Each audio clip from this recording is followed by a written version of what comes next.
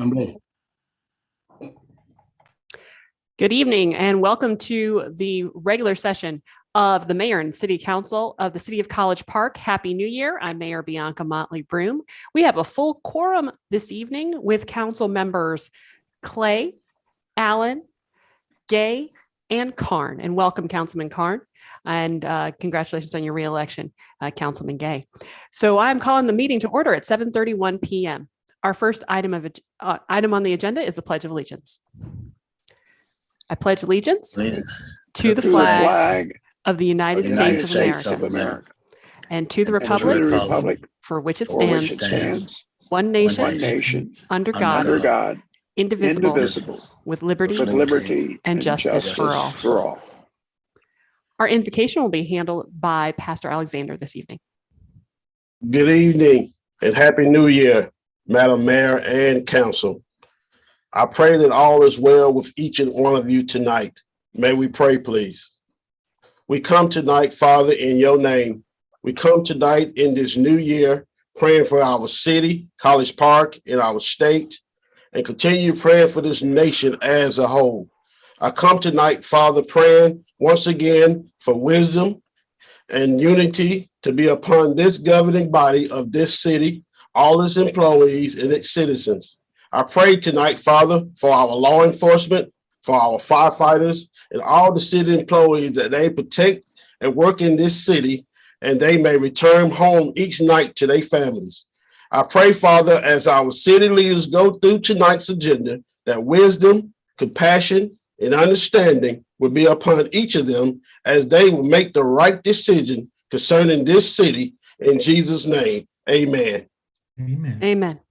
Amen. Any additions, deletions, amendments, or changes to the agenda this evening?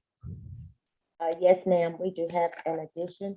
It will be 4D, which is the transfer property located in land lot 16 and Columbia Avenue, Tobita. All right. Any others? Hearing none, is there a motion to add that? So moved. Thank you, Councilman Clay. Is there a second? Second. Thank you. Thank you, Councilman. I think that was Councilman Karn. Is that right? Was that correct, Councilman Karn? Yes. Okay. All right. All those in favor? Aye. Any opposed? Any abstentions? Motion passes. We will add item 4D. Item 3A is approval of the regular session minutes from December 6th. Motion to approve. Thank you, Councilman Karn. Hold on. Is there a second? I'll second. Thank you, Councilman Clay. Go right ahead, Councilman Karn. Just a few things. Packet page 11, line 168. That's going to be intervening as opposed to it is that intermeeting period from Winston. Packet page 13, line 268. This is what Councilman Allen said that it kind of penalizes the people in wards 2 and 4. We have it applies for wards 2 and 4. Packet page 14, line 279. 6 years, but because they have the 4 years cooling off period as opposed to a full. That was the 4-year cooling off period. Same packet page, line 295, where Councilman Clay said, either way, there's a penalty being in Ward 2 and Ward 4. We have be it. Let's correct that. I don't actually think that was a, I don't think it was being, I think it actually was be it Ward 2 or Ward 4 or Ward 1 and Ward 3. I listened to the audio. He did say being in. If you want to check it again, I'm assuming the city clerk checks that stuff, but I did hear being in, if I'm not mistaken, but I could be mistaken, but just double check it. Packet page, 18, line 484. We had Yeah, most of these are kind of small. We have, we talked about the name Cherie Jeanette. There was no Dickens in there, so we're going to delete that name. And after Pavin, there was someone said all on the phone. Let's see, so that was a very small nit. I think that was all I saw. Wait a minute, no, there's one more. Actually, a couple more. Packet page 21, line 632. No, I'm sorry, line 633. Homeowner's house, when they pull their apron, I think that was pour their apron. That was in reference to the private driveway aprons pouring out onto the city right of way. Line 635, same issue there where it says homeowner contractor from pulling the apron, from pouring the apron. Same page, line 640, supposed to put a 2-inch lift. I think the word was lip that or Jackson was referring to. And same issue on line 642 at the end, but there should be a lip to keep the water from coming down the driveways. And I believe that's all I believe. Oh, one more. Packet page 24, line 749. At the end of that line, new apartment buildings must have sub meters as opposed to some meters. And that's all I had. Any other changes on those minutes? All right. Madam City Clerk, if you could just follow up on that one issue we discussed is if there, I'm hearing none, there no other issues, we'll move forward to a vote. All those in favor of the adoption of those minutes with those amendments? Yeah, aye. Aye. Any opposed? Any abstentions? All right, that passes unanimously. Item 3B, workshop session minutes from December 6th. Is there a motion to approve? Move to approve. Thank you, Councilman Clay. Is there a second? Second. All right. Any changes on those? Hearing none, we'll move to a vote. All those in favor? Aye. Aye. Any opposed? Any abstentions? That is approved unanimously.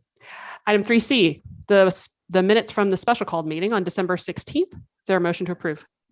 Move to approve. Thank you, Councilman Clay. Is there a second? Second. Thank you, Councilman Carn. All those in favor? Aye. Aye. I think I heard all four of you there. That is unanimous. Thank you, gentlemen. Item number 4. 4A is the approval of a resolution to extend the current state of emergency until the second city council meeting on February 21st, 2022. Is that through the 21st or to the 21st? I believe It's through, Yes. because it's 12:01 a.m. of the next day following the council meeting. Which would be the 22nd on the Well, 12:01. If it's Yeah, the way 12:01, Technically, the resolution is fine. The statement of the action item is a little misleading. yes, okay. So I move to approve the resolution, which All right. extends it through that day of the second council meeting. is there a second? second. I'll second. Thank you, Councilman Carn. All those in favor? Aye. Aye. That is unanimous. Thank you, gentlemen. A discussion regarding the January 18th, 2022 public swearing in for wards 2 and 4. I think they're in light of where we are with some of these COVID numbers and the concern that we have in regard to the transmissibility. There had been some discussion about postponing that, and want to get your thoughts on that, gentlemen. My comment is that, first off, I do agree that we need to be, safety is priority. However, I do think that we need to have a new date and program, because at least in Ward 4, where I'm the council member, we had 67% of our electorate to vote. That's unprecedented in a non-presidential year, and I think they deserve to be recognized for their support of our. Mayor, Support in our community. Mayor, can we propose the second meeting in March so that we're able to look at the numbers for the first meeting? Second meeting in March. So that Yes, would ma'am. be, give me one moment here, March 21st. Yes, ma'am. I think March is a good time. I think there's a good chance that the numbers are going to come down rapidly by then. I think I agree. The numbers will be way down by then, hopefully, and we'll be able to all get together in person. Ms. Miller, Ms. Miller, may I add that this is a ceremonial swearing in. We were sworn in New Year's Day. So Yes, it's sir. important to let the people know that this is a ceremonial swearing in. Yes, sir. Councilman Carn, your thoughts? Well, March seems a bit far out, but obviously it's always better safe than sorry. Now, if the numbers are drastically dropping throughout February and we can catch up with this thing at the end of February, that would be better. But let's just see how how fast the smoke clears, so to speak. Is everyone good with a tentative March 21st date? Yes, because we'll be still meeting virtually in February, with this, right. with the emergency extension. All I right. agree. We might be able to move it up one meeting, but I agree through February for sure. You're saying the end of March? March 21st. It's pretty close to the end of March. I wouldn't set a hard date. I mean, I'd say let's play it by ear, and if it's obviously still too risky, obviously we won't do it. But and with me, it really doesn't make any difference whatever the date is. Roger, I know you got a lot of folks interested in coming out, so. Could we look at Ms. City Manager? Can we look at what the COVID numbers are in February and select a date? I mean, I don't know. Is there enough planning time? Well, We're going to continuously be looking at these numbers. I mean, we've got a presentation later on. And I apologize, Ms. Miller, for interrupting you. Certainly, if we are planning to be virtual through February, I think the earliest that, without any of us having a crystal ball, would be the 7th of March. So perhaps we revisit this on the first meeting of February. Look at the numbers February 7th and see if we've got that downward trend, we can set it for March 7th. If not, then we move accordingly. Does that sound like a plan? It makes more sense. Yes. okay. All right. Yeah. So we'll Okay. just put it on the agenda to discuss again on the first meeting of February. Okay, no problem. But for now, it's postponed until further notice. All right. We've got a presentation of a resolution and to Mayor Pro Tem Derek Taylor. Is he on tonight?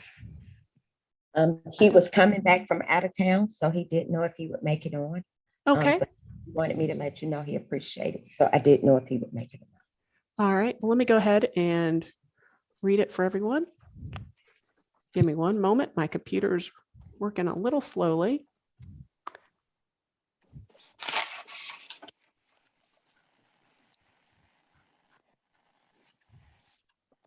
City of College Park proclamation recognizes former Councilman Derek Taylor. Whereas former Councilman Derek Taylor served as Mayor Pro Tem of the City of College Park for calendar year 2021 while performing his responsibilities as Ward 2 Councilman. And whereas as a former city employee, the concerns of the employees have always been at the forefront of his efforts, with Councilman Taylor advocating for higher pay for employees and a restructuring of the city's retirement program. And whereas during his term, he continued to positively impact and empower the citizens of his ward and the entire community through his diligent advocacy of senior social service and affordable housing programs grants.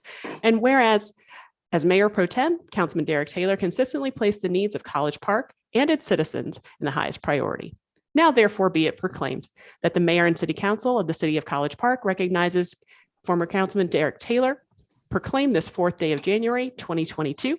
So we are all very grateful for his efforts as Mayor Pro Tem last year and thank him for that and his 4 years of service. Did anyone else wish to comment? Well, I just would like to add that I think we appreciate Derek's willingness to serve. And I think everybody brings a different point of view to the council. And I think what Derek brought was his strong passion to make sure the employees were treated fairly and had a voice, one who came from their ranks in the council. And I think he did a good job of representing the employees. I would agree, Councilman Clay. I just would like to thank him for his service and the time. As many people listening probably do not know, there's a lot of time that goes in behind the scenes. There's a lot of telephone calls. There's a lot of research. There's a lot of reading. There's a lot of people calling you, people getting in touch with you. And I just appreciate very much everyone's service, especially Councilman Taylor, who's no longer going to be with us. So. All right. Appreciate that, gentlemen. All right. We are on to item number 5, which is citizen remarks. Ms. Moore? Madam Mayor, 4D. Oh, gosh darn it. I've got it written down and I thank you very much. I appreciate it. It takes a team. All right. We are on to item 4D, transfer of Ms. Miller. I didn't get the whole thing. The full is transfer of property to BIDA.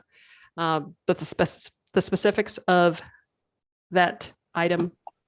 Okay, I emailed a copy to everyone, Yes. but Artie Jones is on the, that this will be his item. Okay, I just wanted the full name of. The full name is a resolution of the City of College Park to transfer certain property located in land lot 161 161. Got it. of the 14th District, Fulton County, College Park. All right. Thank you, ma'am. I appreciate it. Mr. Jones? Yes, ma'am. The property to be transferred is property that is currently under contract to be disposed of to the residential developer of the 6 West area. Of course, City of College Park cannot sell property directly to developers. They utilize the development authority to act as the conduit to dispose of properties. As you and the City Council is aware, we have a closing coming up to dispose of 56 acres of property within the 6 West development, and we have to transfer that property to the Business and Industrial Development Authority before we can actually close. And the Development Authority actually has to accept that property also with the resolution. Any questions for Mr. Jones on this issue? Yeah, I'm Artie, I'm a little confused. What I saw in an addition to the agenda was BAM in the title. BAM is not associated with okay, the 56 acres. There's two. I'm sorry. There are 2 items. I've confused it because there's another item that's actually going to be on the agenda for our BIDA meeting next week. The BAM project is also under contract. The property to be transferred is actually in the City of College Park's name. This property is located behind Nouveau Restaurant off of Columbia Avenue and College Street. It's approximately, I believe, almost 2.1 acres in size. It has to be transferred to BIDA before the closing. The closing was scheduled for, I believe, the 9th of January. So which item are we addressing? Are we addressing the BAM item tonight? Yes, we're addressing BAM. It was my mistake. We have, Okay. Yes. Okay, now that I feel better now. Okay, Yeah, that was my yeah. understanding. Yeah, we have several closings coming up and they're all kind of running together in my mind. And that's a good thing, right? Yes, it is, finally. Questions, any additional questions for Mr. Jones? Hearing none, is there a motion? So moved to approve. All right. Thank you, Councilman Allen. Councilman Clay, do you wish to second that one? Second. All right. Thank you. All those in favor? Aye. Aye. Any opposed? Any abstentions? Thank you. All right. Thank you. That's unanimous. And just for paperwork's sake, my full name is not on these documents, Mr. Jones. So if that could be updated before I sign. I'll make that correction. Thank you very much. All right. Now we're moving on to citizen remarks. Ms. Moore, the floor is yours. Good evening. Okay, the first remark comes from, they didn't sign their name, but I believe it's in the email. 1 second. Okay, it's from Mr. Charles Livingston, and I'm going to start my timer. And it reads, good evening. My name is Charles Livingston, and I reside at 4246 Yates Road and lived all of my 84 years in this city. I am deeply disturbed that my councilman has not been elected to serve as mayor pro tem. Ward 4 has been a stepchild to the other wards, even though we are the largest voting blocks. There has been too much money wasted on BIDA, and now we have a debt that our future residents will be on the hook for. Some of the BIDA grant money should have gone for all ward improvements. I live on the dirtiest street and the most patched street in College Park. It is time that our ward streets look like the streets in Ward 1.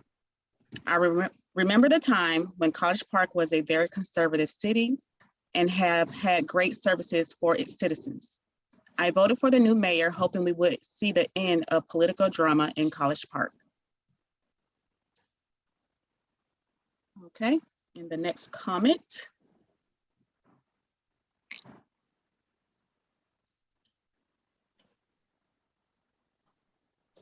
Is from Lucy Motley. Starting my timer, and it reads, good evening to our illustrious city government officials, Mayor Bianca Motley Broom, Councilman Ambrose Clay, Joe Karn, Ken Allen, and Roger Gay, administrative staff, and citizens of College Park. As I imagine and reimagine College Park 2022 and beyond, I'm encouraged, motivated, and filled with hope and excitement for all the citizens and businesses in our extremely diverse and rapidly growing city. My hope is grounded in the vision, mission statement, and core values adopted by and being implemented by our city officials. They have committed to ensure that everyone in our community has a voice and will be afforded the opportunity to shape the city's future. Additionally, our elected officials, city employees, and staff have pledged to nurture and advance a culture of equity and inclusivity for all. For all means everyone, whether you reside in Ward 1, Ward 2, Ward 3, or Ward 4. Everyone will be treated fairly and equitably. I reside in Ward 4 and am writing this letter of support to request that our Ward 4 Councilman, Roger Gay, be selected by fellow councilmen and the mayor to serve in the position of Mayor Pro Tem and thereby as a voting member of the BIDA board. Over the last 7 years, councilmen from both Wards 1 and Ward 3 have had the opportunity to serve as Mayor Pro Tem for multiple and even consecutive years, speaking out for the interests of the people in their wards and voting on the BIDA board for projects that specifically and directly benefit their wards. We desire to see Mr. Roger Gay be given that same opportunity to serve as Mayor Pro Tem, representing and exercising his BIDA vote on behalf of those of us who reside in Ward 4. Mr. Gay represents nearly 3,000 residents in Ward 4. We deserve to have a seat at the table, i.e. equitable representation, when decisions are being made about how monies will be used for improvements to our city. We deserve the right to have a voice that represents spending that is inclusive of our ward's needs and that will directly impact and benefit Ward 4. We trust that the mayor and the small nucleus of government officials will demonstrate transparency, honesty, integrity, ethical and fair behavior, when they cast their votes tonight to appoint the next mayor pro tem. We look forward to working together in an inclusive and equitable environment as we become a nationally and globally recognized community of harmony, hospitality, and economic empowerment. Kind regards, Lucy Motley, Ward 4 resident. Okay.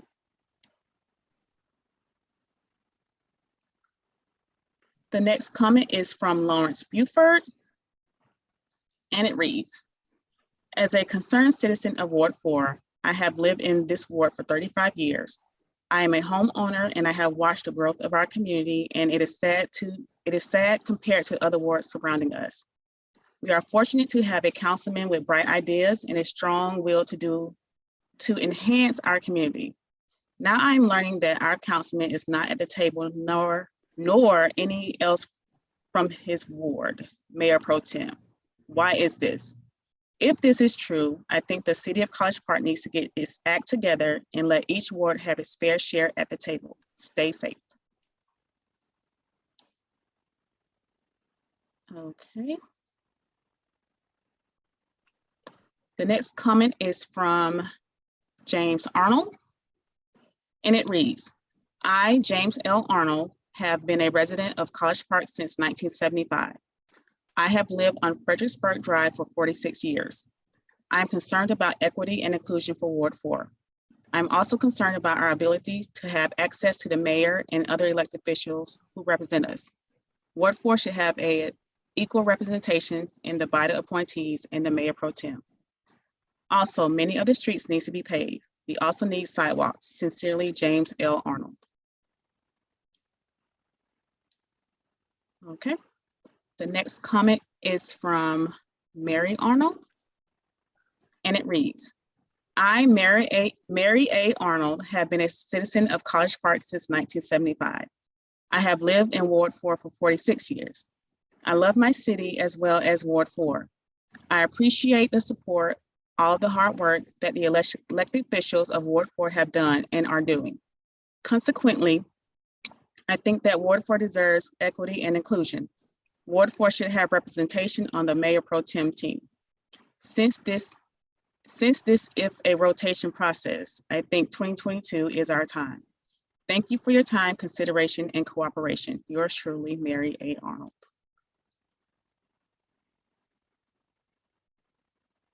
The next comment is from Paul Dorn, and it reads, I support equal representation in our city. It appears that Councilman Gay has been excluded from equal representation in the past due to his not receiving equal appointments. When my building at 3753 Main Street in Ward 1 was flooded with mud and water during the alley paving, Councilman Gay there offering assistance. He appears to be concerned about all of College Park. I encourage you to give Councilman Gay equal appointments. Okay, and the next comment is from Celisa Jefferson. And it reads, good evening, Mayor and Council. I would like to give my support to have Ward 4 be the representative for Mayor Pro Tem because our Ward 4 deserves the right to serve for a vital term. It's been many years past since Ward 4 has been represented appropriately on the vital board, and now is the time. Ward 4 community has been marginalized, disenfranchised, and redlined for many years due to the lack of economic development and civil infrastructure in over 50 years. If anyone knows me, they know that my alliance and allegiance to my life's work is to serving the community first, diversity, inclusion, and building equity. The City of College Park and Council, you were elected to serve the people and businesses in this city, not an individual or special interest. The time is now for you to create history by making the right decision for equity and inclusion by voting Ward 4 as Mayor Pro Tem. Just as Dr. Martin Luther King said, those you stand up for justice will always be on the right side of history. It's time for change and for the right decision be made. Ward 4 community are not second-class citizens, and we should not have to endure nor tolerate lack of inclusion and support in being a part of economic decision-making to develop and improve our quality of living. Every ward for the last 7 years has had representation as Mayor Pro Tem except Ward 4. Why? Remember, your vote is your voice to the citizens of Ward 4 to let them know that you care about their inclusion, representation, and growth within the city of College Park. Sincerely, Mr. Lisa Jefferson, Vital Member Ward 4 stakeholder. Okay. The next comment is from Charles Jefferson, and it reads, good evening, Mayor, Council, and residents of College Park. I have been a resident of College Park since 2007. Since then, I have grown to love our small city, but there is a major problem that exists here. The unity of the city and representation of all 4 wards. Making promises of unifying the city and not acting on your promises after being elected causes question about your integrity. Every part of this city needs to be represented equally. When you don't have representation, there's room for corruption to occur, and you have a small group of people making decisions for every resident in the city. Mayor and Council, I'm asking that you appoint a Ward 4 representative as Mayor Pro Tem.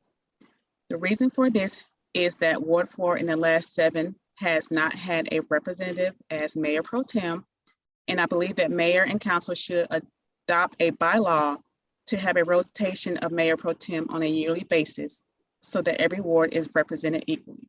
Mr. Charles Jefferson. Okay.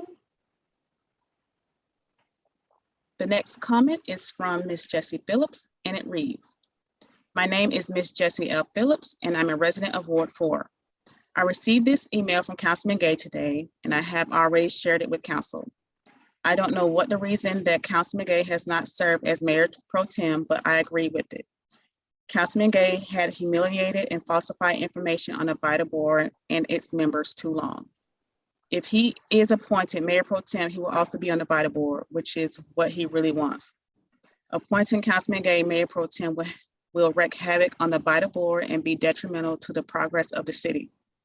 He is against everything that the VITA board does. Please explain to the residents that Councilman Gay, the purpose of VITA and its function, so that they can understand and not be misled. I appreciate your time and attention. Thank you, Jessie L. Phillips. Okay, those are all the comments that I have. We did have one person that elected to speak virtually, and that is Sylvia Pace.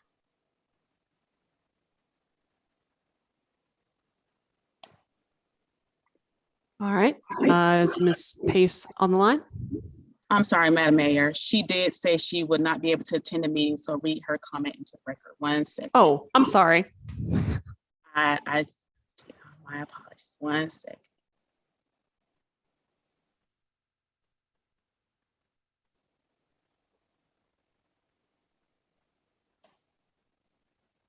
Okay.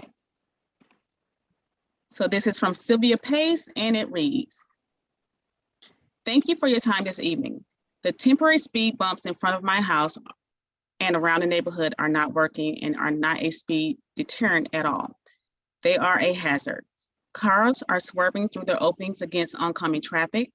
Parts of the speed bumps are coming off. I'm requesting permanent speed bumps with no spaces in them be placed down and the number of speed bumps on our streets increase for safety.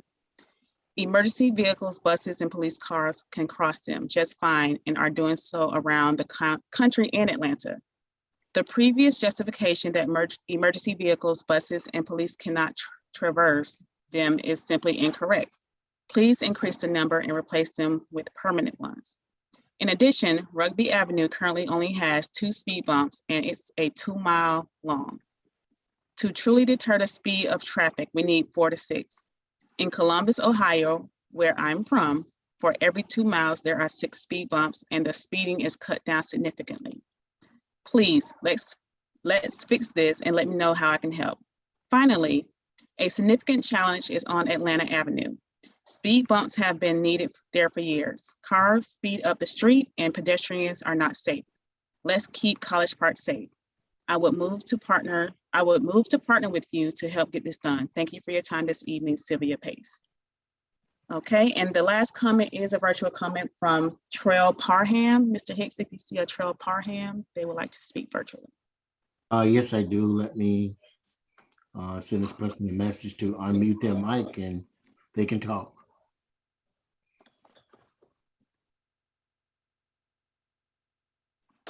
Ms. Parham, if you unmute your mic.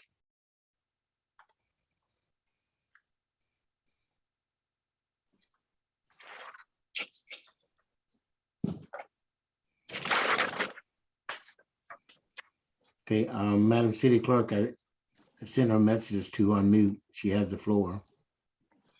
All right, so I see Cantrell Parham on the list of attendees.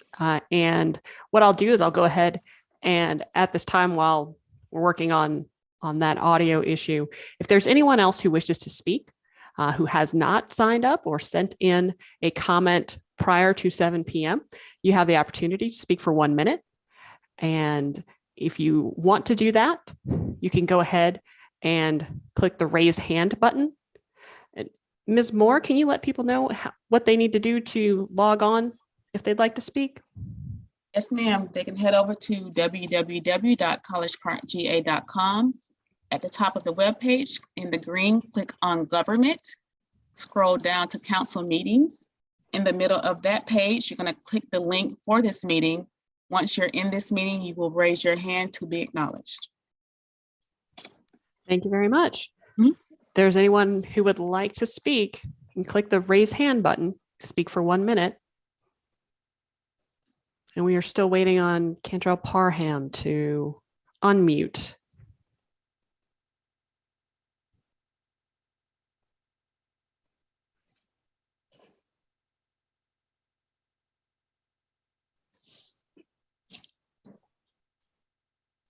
Give it a few more moments here, just in case anyone wants to log on and speak.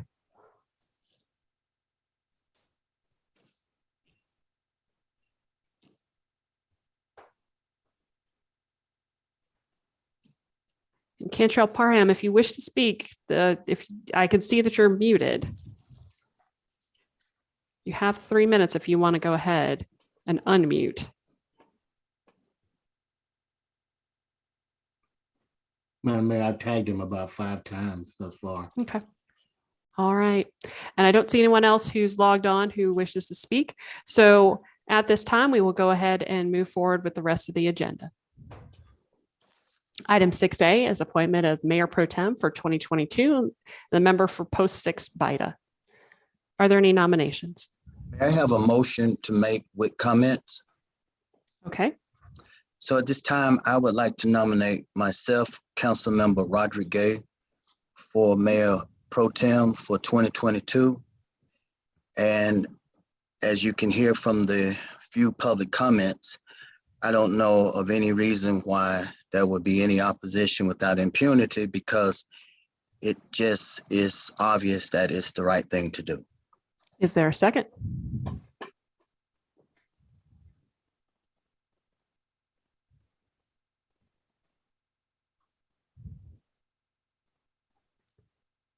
Motion dies for lack of a second. Is there another motion? I nominate Ken Allen with comment for the position this year. Is there a second? I'm sorry. Go ahead and I'll make my comment after the second. Okay. Is there a second?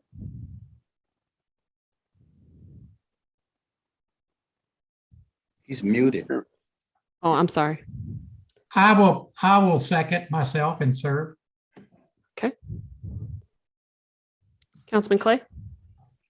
You No. had a comment? Yes, I did. I came on the council in 2008, first year. At that time, we rotated between the wards, 1, 2, 3, 4. And we pursued that for, I don't know how many years. I think it was probably 2 of my terms. We got away from that during my 3rd term. And we have tried to resume that at the beginning of 2020. I served on the BIDA board as Mayor Pro Tem that year. Councilman Taylor, Ward 2, served it in the 2nd term last year. And if we continue to follow the rotation, it would be Councilman Ken Allen in Ward 3 and Councilman Gay in Ward 4 in the 4th year of this 4-year term. I think it's a good idea to rotate. And I think that we're back into that sequence now. And I would like to see it continue in that order. That's my motion. I have a quick comment before we vote as well. Go right ahead, Councilman Carr. I hear the conversation, and you know, I haven't been up on recent events per se over the last 4 years, so I really don't have a dog in this fight necessarily. But I will say, in terms of fairness, I think this is something that we need to look at again at some point. Anytime I hear residents from any particular ward, you know, having some issues of concern, it's going to always concern me, regardless of you know, what ward it is. Now, I know we've had issues in the past, and we've got a lot of kinks we got to work out as a council and as a body. I've seen a lot of things on this council that I was not proud of, and I saw a lot of things that I was very proud of. But I think this is something we need to take a look at in the future. But I really don't have a dog in this fight, being that I'm really not up on the current events in terms of what's been happening over the last 4-year period in terms of the internal inside baseball in terms of what's been going on. So that's all I'll say about that. I would like to clarify one other thing, and that is that Ward 4 has always had a representative on BIDA. The difference is that the mayor, this is just a clarification for the citizens. The mayor is permanently on BIDA for all 4 years of her term. The councilmen have rotated. We could appoint one mayor pro tem, and that person could have served 4 years, but we haven't done that. We've rotated it across the different council positions. That same person as mayor pro tem has a position on BIDA along with the mayor for that year. So while it is correct that Councilman Gay has not been serving on BIDA for several years, it is true. It is also true that Ward 4 has been represented on BIDA. The other thing I'd like to clarify is that BIDA doesn't address fixing potholes in streets. It addresses major economic projects for the city, projects that have been approved by mayor and council. And as you heard earlier tonight, BIDA becomes a conduit to execute the will of the council. BIDA is intended and was arranged by the state to carry out those things that the council could not legally do by the state code. So it has always been intended to be a conduit and reflect what council basically has always decided to do. It does not go off. It is not set up to go off and make independent decisions and decide on whole new projects and so forth. So I think those clarifications are useful and necessary to put this whole thing in context. Any other Thank you. comments? Oh, I'm sorry. Thank you, Councilman Clay. Any other comments? I have a comment. Okay. So that's incorrect, Councilman Clay, and I didn't want this to be a long debate, but you're absolutely incorrect. As I said, there's no justification of skipping over Ward 4 without impunity, meaning consequences of unfairness. But more importantly, that's incorrect because you, Ward 1 and Ward 3, have served on BIDA for over 7 consecutive years. In fact, you broke the rotation. Secondly, BIDA has incurred approximately $400 million of debt. that is from several sources. Some of that debt, very well, those decisions to spend that money very well could have been made for other projects in all wards.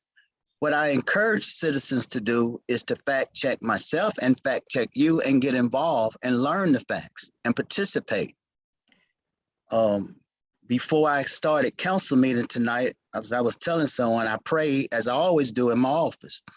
And I said, God, you know, I'm not here to argue with these men. They know what this is, and they know what they're saying, and so does this community. We're here to work together, and I look forward, and so does Ward 4, to work with y'all regardless of what decisions you make. Thank you, Councilman Gay. Any other comments? Hearing none, we'll move to a vote. All those in favor? Aye. Aye. Are those opposed? Opposed? Are there any abstentions? Councilman Carn, what was your vote? I'm sorry. That was aye.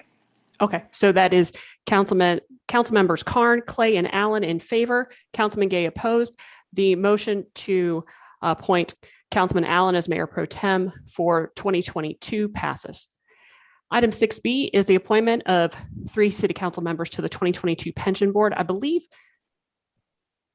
and correct me if I'm wrong, Ms. Miller, I believe it was Councilman Taylor, myself, and who was the third appointee to the Pension Board? I think it was Councilman Allen. I believe I was on it. That's correct. Yes. Okay. All right. Is there a motion to nominate? I motion for Councilman Gay to serve on that board. Anyone else, or are you going to do the whole, all 3? Or? I want to make sure he's one of them. Okay. If someone wants me to serve, I'll second that. Okay. All those in favor of Councilman Gay to be on the 2022 Pension Board? Aye. Aye. Okay. Any opposed? Any abstentions? All right, so that's 1.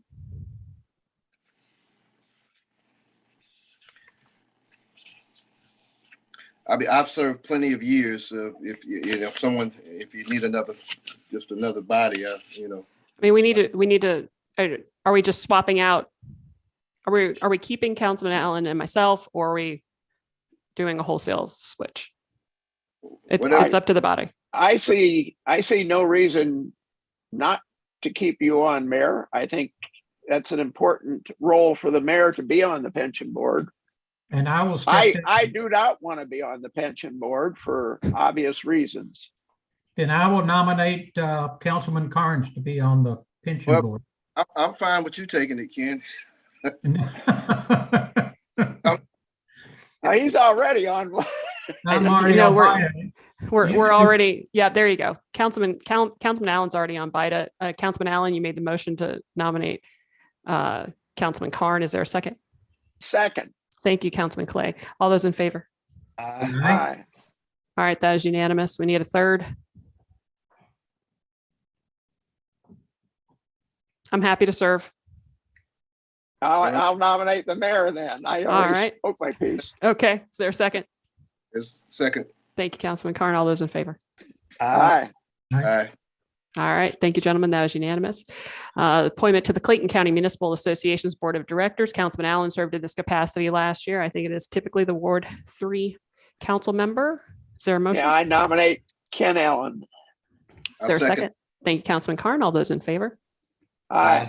Aye. Thank you, gentlemen. Appointment to the South Fulton Municipal Association. I have served in that capacity and is currently the vice president of the association. I will nominate the mayor for that position. Is there a second? I'll second it. Thank you. All those in favor? Thank you, Councilman Carn. Make sure that we got that for the minutes. All right. All those in favor? Aye. Thank you, gentlemen. Item 6E. There are. Is there not a 6E? I'm sorry. Are we moving on to 7? Nope. Wait, hold on. No, Yes. there Okay. is a 6. All right. 6F is the next one. Okay. Board appointments for Ward 2. Right, because we didn't we don't Do- need to make board appointments for Ward 1 because they are Mhm. made for 4 years normally. 1 and 3, we don't need. We just Right. need 6F and 6H. All right, Councilman Carn, you have the floor. All right, let's see. For my BIDA board member, I'm appointing Mrs. Amanata, and beautiful name, by the way, Bojang. And I'll get that spelling for you if someone's ready. That's Aminata. Bojang. It's the last name, Bojang. Let's see, for the Planning Commission, I'm appointing Mr. Kelly Sutton, spelled Kelly Sutton, Kelly. DMO, Mr. Kenny Anderson. Main Street Association, Army Perry. And BZA, I'm waiting for a call back to get a final commitment on that between 2 individuals. So I'll have that probably next week. Okay. Does that require action by the body? Or is that, Yes. that's what I thought. All right. Councilman Carn, I presume. I move to approve Councilman Carn's appointments. All right. Is there a second? A second. Thank you, Councilman Allen. All those in favor? Aye. Aye. Any opposed? Oh, okay. Thank you, Councilman Carn. All right. That's unanimous. And we're moving on to 6H, which is board appointments for Ward 4. Yes, thank you. For the Destination Marketing Organization, DMO, I have Frank Madrigal, and that's Madrigal. Frank is one of our Hispanic residents who have years of hospitality and a big supporter of our community, and very excited to have Frank aboard. For BIDA, Business Development Authority, is I'm very honored to appoint Salisa Jefferson. I don't even want to mess her name up. Miss Miller, spelling, please. You have it? Yes, it's Selissa, last name Jefferson, Jefferson. She is the acting BIDA member in the previous term, and now we're honored to give her the term for this upcoming term that I serve. My Main Street board member, Ms. Miller, can you spell the name, please? Right, his name is Vincent Mincy, Vincent, last name Mincy, Mincey. Vincent is a Ward 4 resident, and he also owns the College Park Shoe Store. So congratulations, Vincent, and congratulations on your business. For the Planning and Zoning, we don't have an appointee. I have not heard back from Miss Whitney Flemster, who has obviously first right of refusal. She's done an awesome job. But Whitney just got her master's. She's raising a son, and we just need to hear back from her by the next meeting. And the same with our BZA. We will need to the next meeting to hear back from that person. That's all I have. All right. Is there a motion? Motion. So move. Okay. Thank you, Councilman Carn. Councilman Clay, do you wish to second that? Second. All right. Thank you. All those in favor? Aye. Aye. Any opposed? Any abstentions? Thank you, gentlemen. That is unanimous. Approval of this. Mayor, one Yes, question. yes, sir. Board appointments. Is there a calendar for like BZA and the Planning Commission at all? So we know, do we know the dates for 22? I believe we do. And if you can supply the contact information for your appointees, make sure that the appropriate staff member gets in touch with them to let them know of those calendars, and we will obviously apprise you of those as well. Thank you. Mayor, I think that Lisa Swan keeps that information in her book. So I would suggest that everybody just give their information with correct spelling and contact and what have you to Lisa, and then she can distribute it to whoever needs to be done. Just a Great thought. idea. Great idea. Thank you very much. All right, so we are on to item 6I, approval of the city legal organ. The South Fulton neighbor was a city legal organ in 2021. The Clayton Daily News served as an alternate. Motion with discussion. All right, is there a second? Second. Thank you, Councilman Clay. Go right ahead, Councilman Carn. Couple of quick questions. I'm assuming they still use physical papers. We haven't advanced that much, have we? No, sir. Haven't seen many. I know they used to at one point put papers on doorsteps for homeowners at their request. I don't know if they're doing that anymore. But one thing I would like to see that several of my apartments would not mind a stack in the leasing office monthly. So That's a good idea. And I've requested that before, 15 years ago, and they didn't have an issue with it. So I'm assuming they wouldn't have an issue with it now. Okay. All right. All I would right. like some of those for my apartments as well. Same here. I don't have the same number of apartments that everyone else has, but I do have some. And- Rugby Valley for one. Absolutely. It was a citywide request 16 years ago when I requested it. So absolutely. All right. Any other comments, questions? Moving forward, all those in favor? Aye. Aye. Thank you, gentlemen. That is unanimous. Item 6J is city physicians.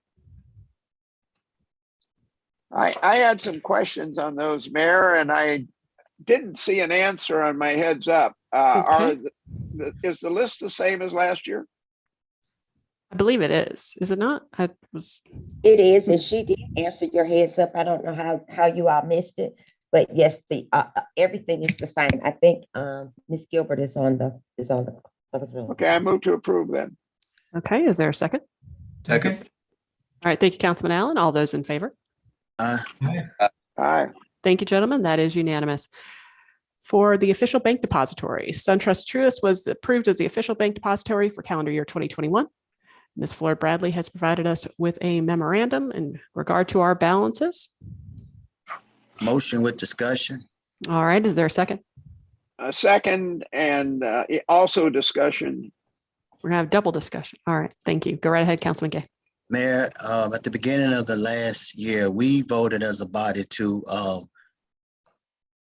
put out an RFQ or an RFP or whatever. So as to allow I call it a minority bank, but I was told that it should be a community bank, which is generally a minority bank, to have some parts of our depository that could be as less than 10%. That has not happened. We have banks like Citizens and Trust, a Capital, Unity National Bank, Wood Forest, that I feel deserve an opportunity to have deposit in some form or another of the cash that taxpayers and others are putting in our account. It's worth mentioning that as long as I've been on council, and probably years before that, we've used the same bank. And certainly there are other banks in this state. So I just think it's time for us going forward to just really start looking at an opportunity to look at other banks for obvious reasons.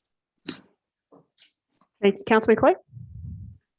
Couple things. First off, I agree with Councilman Gay on what he said about us looking at a second bank to be in the mix. And I also agree. I think the discussion was around a minority or a community bank. And I don't know why that hasn't been done, but it should have been.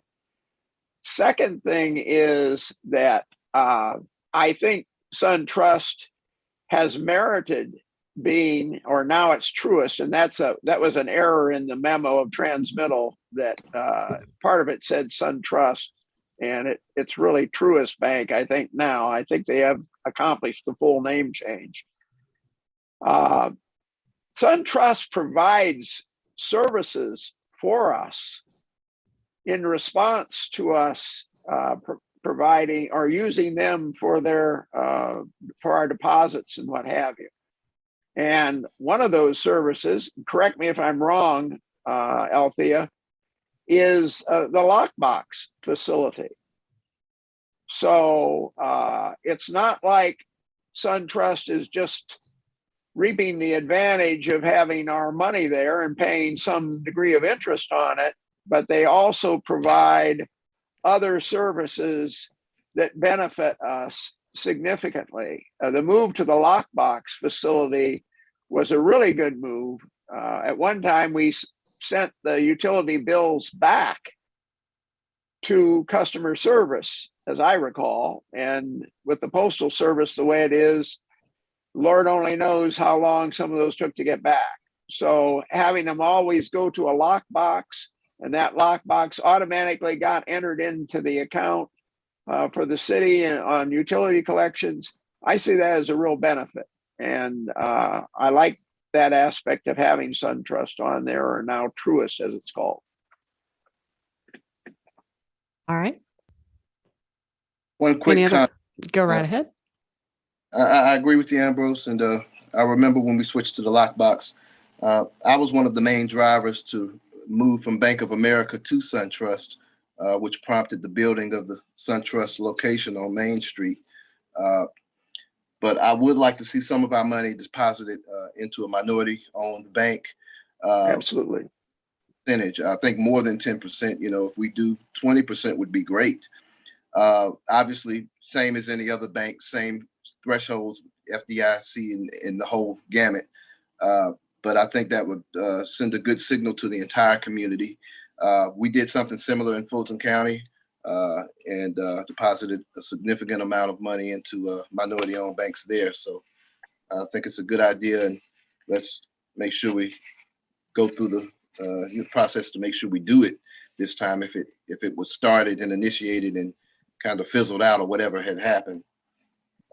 Yeah, and the one thing that I would add to that, Joe, is that I think that I totally agree with you, and I think that we ought to make it clear to whatever bank that is chosen is that they have a responsibility to our 80% minority community to facilitate loans within the community, which is a big problem and has been a problem for years, as you well know.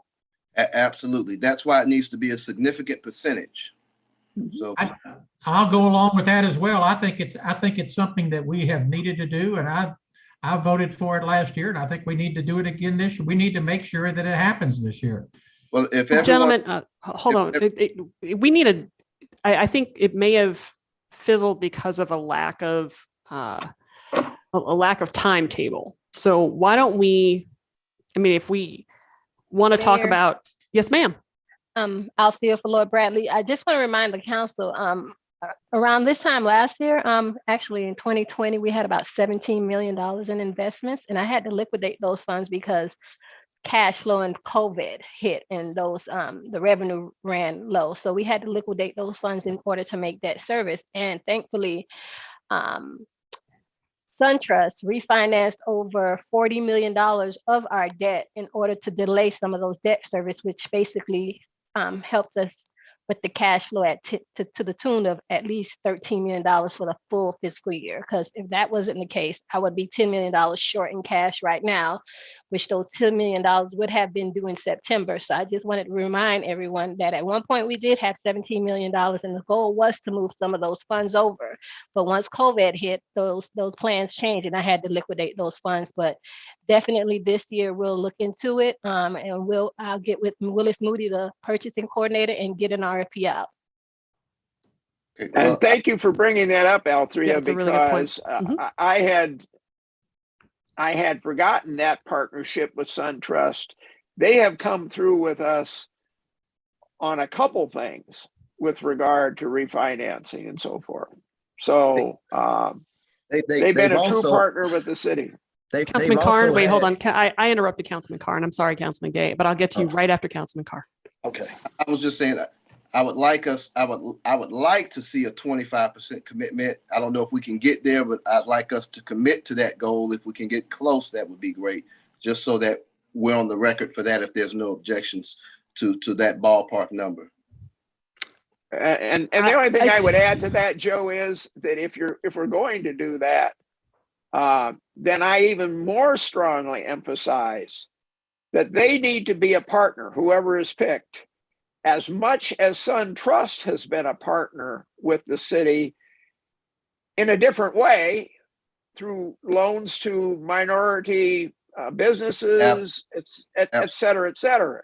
And if we do that, if we increase it to 25%, then I want to see a report indicating what they have done at the end of the year. Okay.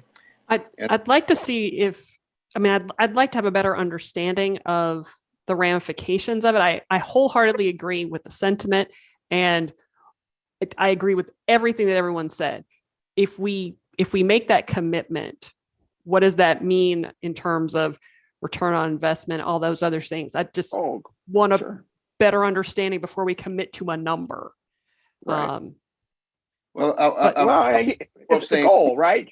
Oh, we're committing to that goal of 25%. All right, that's where I'm going. I think we need to set a goal like 25 and work towards that. You know, we might not hit that this year, but we need to look and see what that does, you know, to our bottom line and how it works, and then work towards that goal.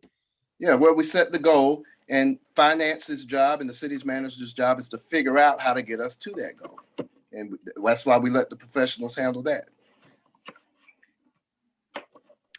All right. So the consensus of the body is to work toward that goal. And Ms. Floyd Bradley said that she would get a RFP together.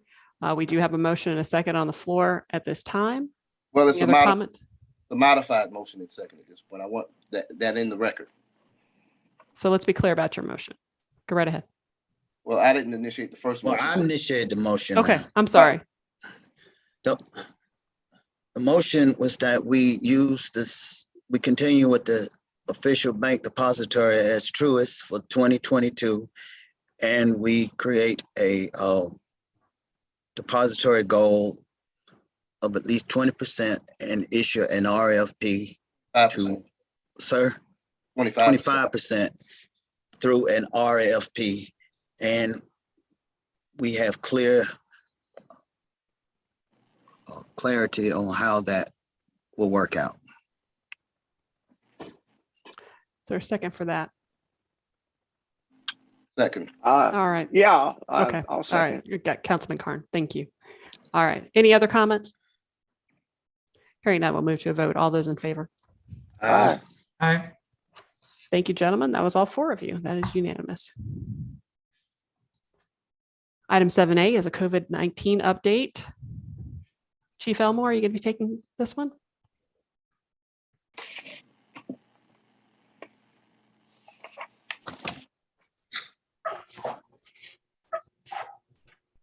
Chief Elmore? Can you hear me? Yes, sir. Happy New Year. Oh, there I am. Okay. Good evening, Mayor and Council. How are y'all doing?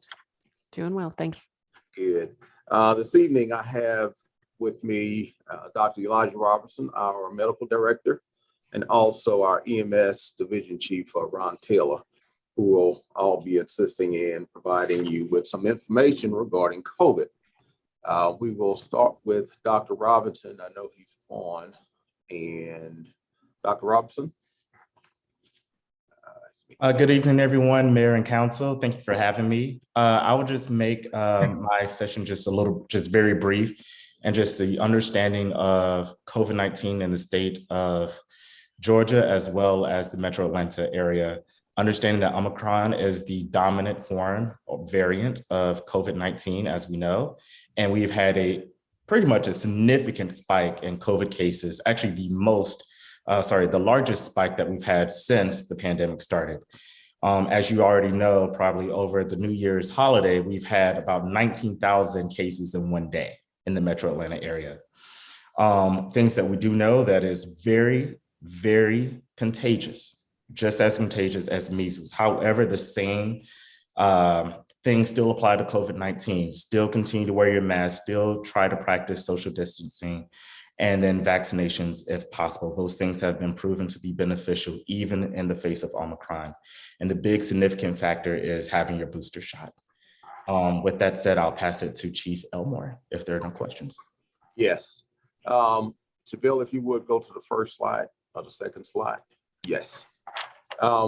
Just give you some numbers, and the numbers that I have is from last week, last Wednesday and Thursday. That would be December 28th, 29th, and Thursday, December 30th. And as of last Wednesday, the total cases in Georgia was 1,384,606.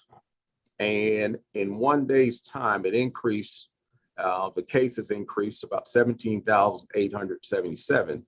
So last Thursday on the 30th, the numbers increased to 1,402,483. Hospitalizations, it was 94,250 as of last Wednesday. And within a 24-hour period, the hospitalizations was 94,582, which was an increase of 332 cases of people admitted to the hospital in Georgia.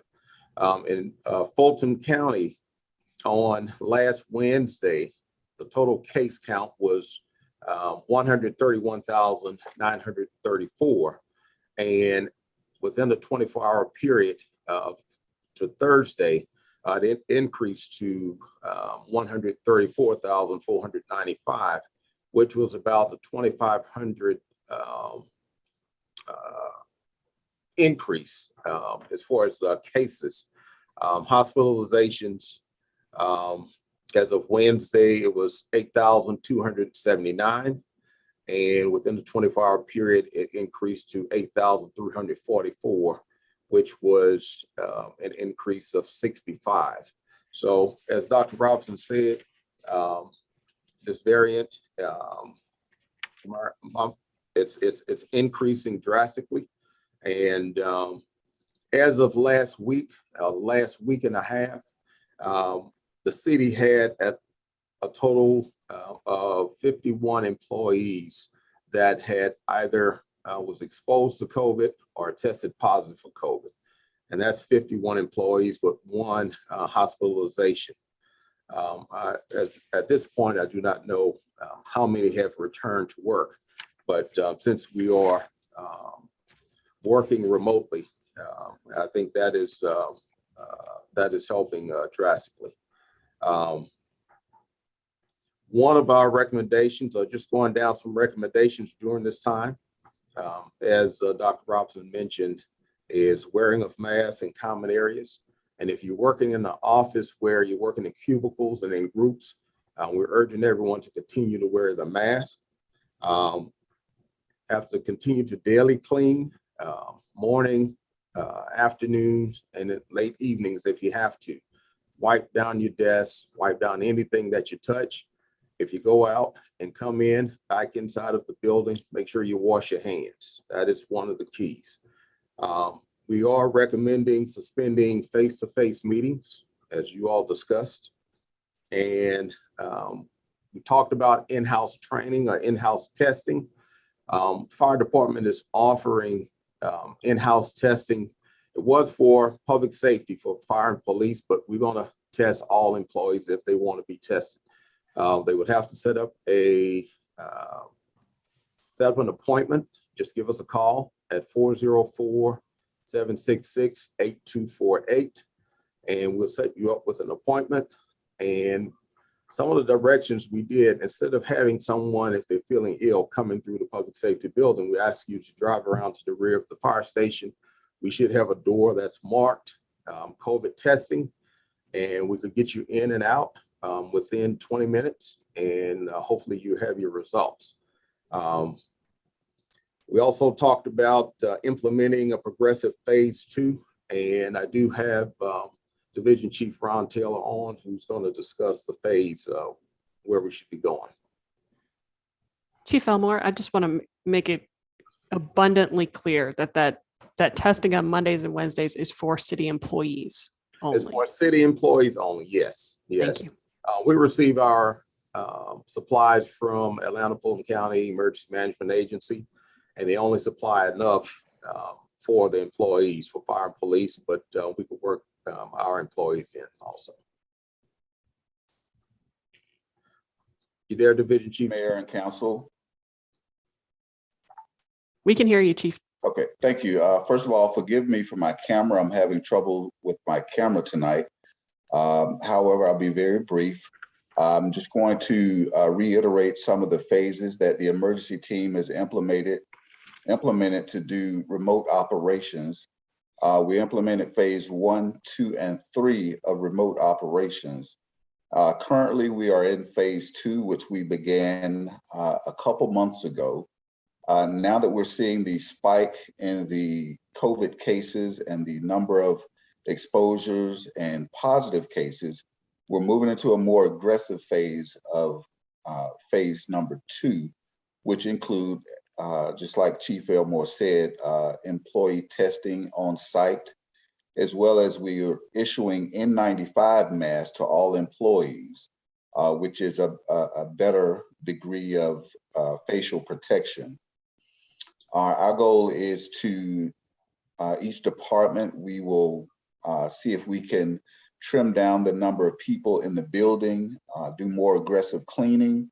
And we've also done some different things in the operations to make sure the men and women that respond are somewhat safer.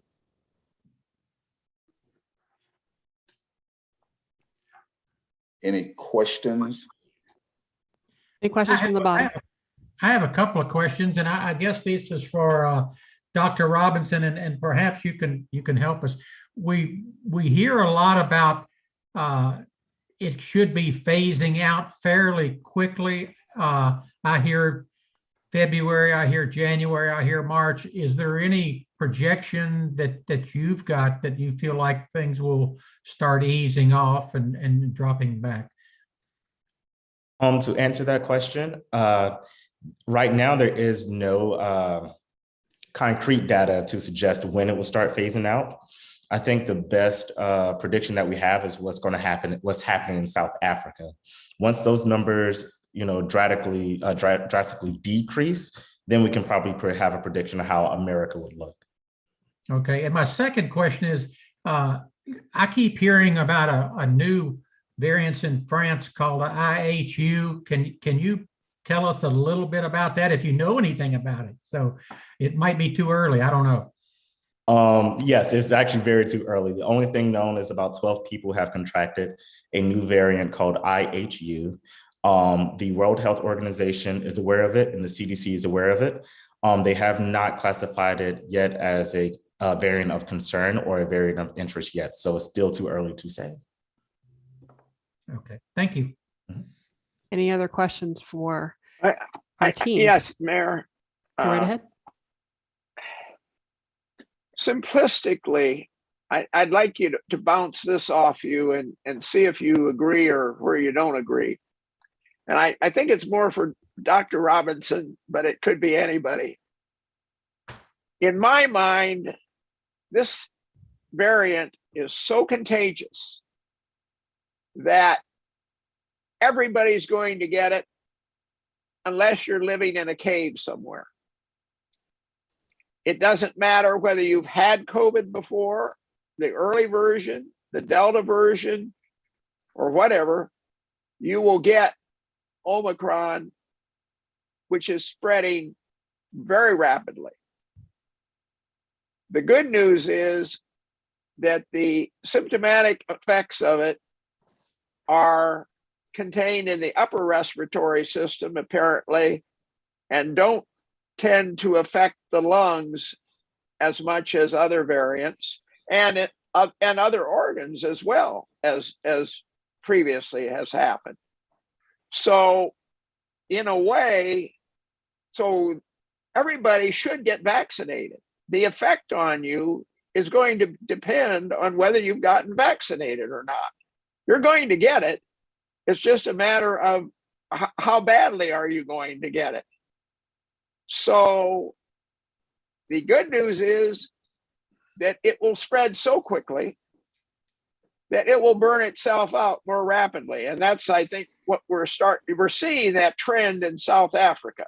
I believe, from what I understand. So the name of the game is wear your mask, yes, and do all these things that have been recommended. The primary reason for doing that is to delay how long it will take before you get it, so that we can get beyond, so you can get beyond the surge in the hospital if you have to go to the hospital. In other words, we want to spread this thing out a little bit so that you don't get the tremendous overload in the medical facilities for the people that really, really need it, and all the people that have to go to the hospital for some other reason that aren't going to be treated. So everything you said is absolutely important, but it doesn't mean you're not going to get COVID. It's just going to ameliorate it. Does that make sense? Yes. Yes, I'm not sure if that was for me, but yes, it does make sense. I do think the measures that have been in place do try to mitigate the symptoms if you do catch COVID-19, especially vaccinations. However, I would definitely just add with the boosters, for the folks who have had boosters, there is efficacy in actually, one, reducing the effects if you catch it, reducing hospitalizations if you catch it, and two, actually reducing actually becoming symptomatic if you somehow become positive. So if you look at it that way, that's one way to look at it, and I don't think I can truly deny what you said. Is there talk of another booster? You hear that from time to time. So right now there is no official decision on another booster. However, they're saying that the current booster probably will last up to 6 months. They say even maybe shorter. But right now there's no official decision on whether a second booster is required. Well, actually, there actually is talk right now about a fourth booster. And they're taking the cue from Israel, which is gearing up for the fourth boosters as we speak. And our federal delegation have been talking around that, and they already know that this is something they're going to have to do. It's just going to be a matter of when.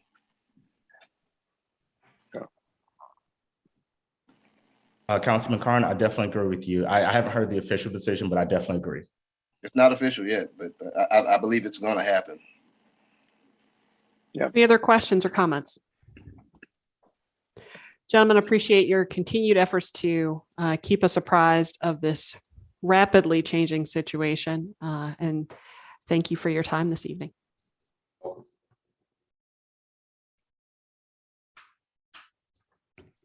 Next item on the agenda. We typically take these two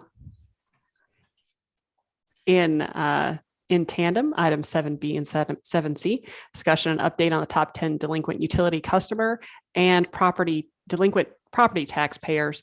Any questions for Ms. Lord Bradley on either of those? No questions. All right, moving forward, item 7D is consideration of an action on a request for approval of the Mclaren ground lease agreement and memorandum of understanding. Who's going to be leading this discussion? Good evening, Mayor. We have several people from the Fulton County School Board. We have Kimberly Dove, our representative here as well. So I am going to turn it over to them. They made a presentation a couple weeks ago, and I'll turn it over to Mr. Maloof so that he can formally present his request. Good to see you again, Mr. Maloof. Happy New Year. Thank you very much, Mayor Motley Broom. It's good to be with you all this evening. Council members, Happy New Year and good evening to you as well. We are requesting action on the approval of our Mclaren ground lease agreement, which is an update of a current agreement that we have that was originally drawn in 1991 and recently updated, or most recently updated in 2001. It's an agreement with the City of College Park for the use of the Mclaren building, which used to be a Fulton County Schools property. This update will allow the district to invest in the building, a multi-million-dollar renovation for the purpose of continuing the education of our students, both in College Park and surrounding areas. We are proposing a middle college program, which, if you remember, we were last with you, is a really exciting program for our students to do some things to support themselves with a dual enrollment process with the technical college. This update to our MOU will continue our well-established partnership with the City of College Park, keeping our educational facility in the City of College Park, and allow us to continue this use for our students. Any questions? Ma'am, I have a question. All right, go right ahead. It's good to see you again, Mr. Noel. Thank you. So there's been some calls or concerns about taking the gym out of the lease and letting that be maintained by the College Park Recreation Department. I mean, that would still be used, but do you know if the ground lease would have to include the gymnasium? So the gymnasium that is being used by the city right now, which is the separate building next door, is not included in the ground lease. This would be the only gymnasium portion that would be included in the ground lease is what we're currently using in the back of the building already. Does that answer your question? Yes, sir. But let me clarify. I'm speaking of the gym that's attached. Are you talking about the Ken Ross gym? What has the basketball court in it, and the back is directly across the street from our stadium? Is Michelle Johnson here? So that part of the gym would be included in the ground lease there. As part of that building, we do plan to do some upgrades and updates to that part of the facility as well. So is there any opportunity to create a joint use by the city recreation department? I was just under the impression that that's an important facility for that area over there. Yeah, I'm on Councilman Gates. Is there anything you want to say regarding that? We have utilized that building, and it is a space that we, use for our day camp and for basketball. And so it is something that, we had a joint agreement on using and have for years. Yeah, I don't see that that's any problem for us to continue that kind of agreement there. Obviously we want to use it for our students as we do now, but there's no reason why we can't continue that agreement. That's fantastic. Yeah, absolutely. I just have one quick question. This is going to be used for school, and it's a long lease. It's a long-term lease, and I got no problems with that as long as it's used for school. Is there anything in there that prohibits? I'm just thinking that what happens if nothing works and this program doesn't work, which, by the way, I think it's a fantastic program. And thank you all very much for doing this and bringing it to College Park, because I think it's great. But 25, 30 years down the road, if it's not working, is there anything on there that would keep you from turning it into a warehouse, let's say, where you store stuff? Because I like to make sure that it's maintained as part of the schools, school system. So without a warehouse, is that in there? I'm not. Yes, Councilman Allen, thank you for the question. That's a great question. And yes, there is a provision in the ground lease update to the MOU that does require that it's used for educational purposes and related administrative offices. Perfect. Yep. Great question. Mayor, I had several questions. All right, go right ahead. Which Mercedes sent to Fulton County Schools, and they gave a response back. And I think Mercedes benefited the whole council by giving their response back. I also got a response from Winston's office. And so I want to discuss that a little bit. But first, let me say that I could not be more pleased with where this is going. We have talked for a long time about doing something with that building to benefit the community. And there were whole different scenarios that were discussed. And I think this is probably the best one that I have heard. So I'm extremely pleased. My legal mind, although I'm not a lawyer, caused me to ask a few questions, and I'm going to get back to the Fulton County response and just make sure that we're all on the same page with things. So I don't know where, I know Mayor and Council got this document, whether they have it in front of them or not. But let me just read what was stated and read the Fulton County response to it. There is a section in the lease that says, in the event the city terminates the lease early, the city will pay the district the unamortized value of any alterations with a depreciation determined over a 50-year period. Now, those of us who have been involved in business finance know there are different ways of calculating depreciation.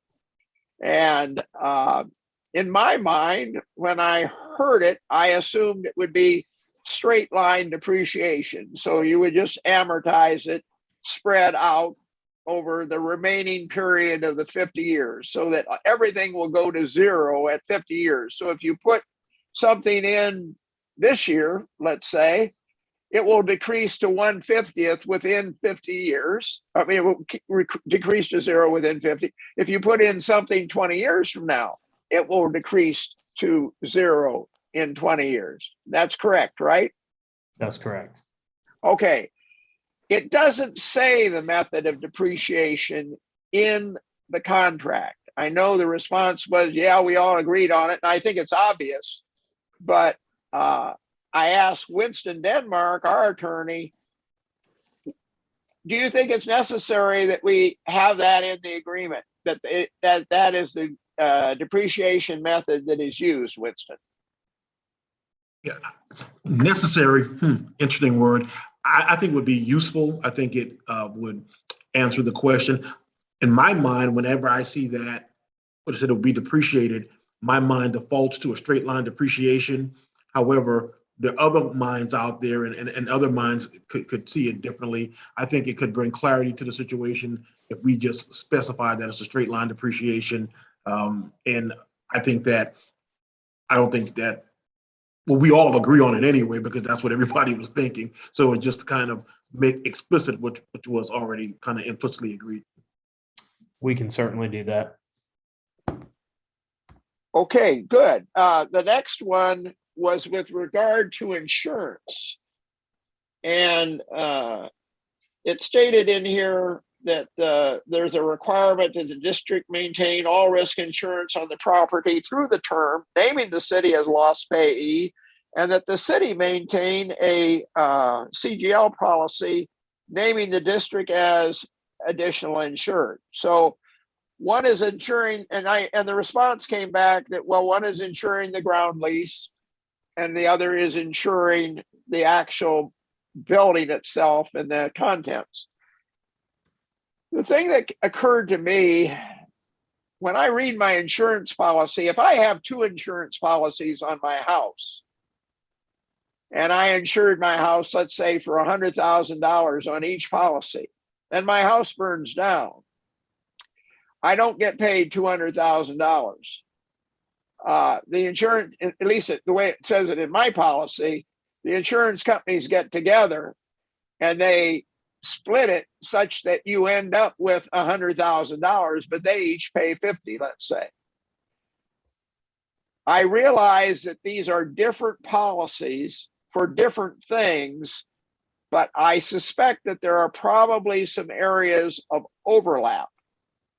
So the question in my mind, and I don't know whether there's anybody on the call that can really answer this, because I thought about it after I got the answer back from you guys, was, is that an issue?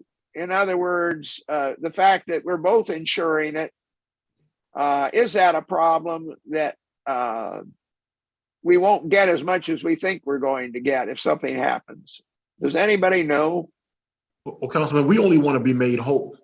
right? So we want to be made whole. And if we accomplish that through one policy or two or five, I'm not altogether certain that it matters to us if we get the replacement value or the fair market value or whatever the measure is. If we're made whole, and I think we have a greater chance of being made whole if we have multiple policies in play.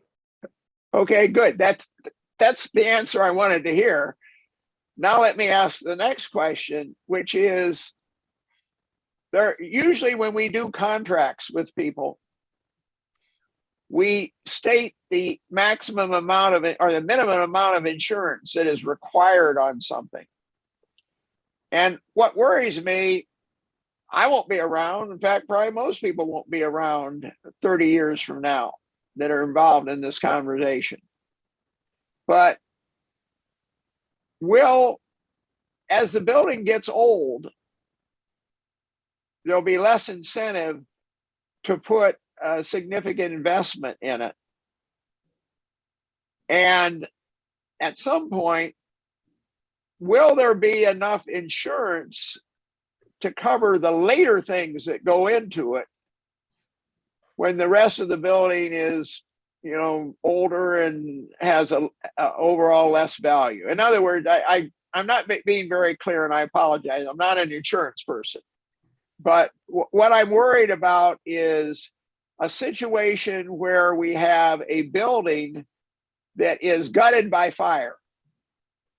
And we end up with a situation where the district says, no point in going back to this building. We've suffered more than a 25% loss. We don't want to go ahead and do anything with it. Therefore, we opt out of the lease, and we'll take whatever insurance we've got. And the city of College Park ends up with ground that has a building that has to be raised, and the insurance doesn't even cover the building. Or in another light, if it happens early on in the period, we end up losing a valuable building that could be used for something else. But the insurance isn't going to be sufficient to restore it to the value that it would be used. And I need some help with that from somebody. Do we need to somehow address that? Councilman Clay, I think I can address most of that with you. There are two provisions in the contract, just in short. One requires us to maintain the building, so the building will not get into disrepair. Plus, if we've got students in it, we're going to make sure it's in good shape for them regardless. Second part to that is it requires us to keep replacement value insurance on the building itself. So those are your two safeguards of what you're talking about. Yes, thank you. Okay. Then you have solved my problem. I'm glad. I wish I could solve some more of our problems for us, right? Any other questions, Councilman Clay? No, I'm good. All right, Councilman Gay? Yes, ma'am. I have two questions and I need clarity for. So on package page 95, this is for $10. My question is, so the improvements is splash money, which is taxpayers' money. We own the building. It's a countywide, I think it's a countywide school, meaning it's not zoned for College Park. Can you just, for my benefit, tell me how is this a benefit in terms of, I mean, from a business point of view, how is this an economic benefit at $10? Well, it's $10 plus the multi-million-dollar renovation we're going to put into the building. Right. But that's taxpayers' money.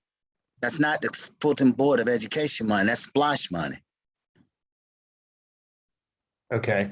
I'm not sure I understand the question, other than I think that, this is a continuation of the agreement that we have in place, and we want the provision to be able to do the renovations and upgrades to the building that it desperately needs to house this program. This program does serve students in the city of College Park as well as surrounding areas. You're correct. So I think personally, I think the students are the investment. And those students serve all of our communities after they graduate from these programs.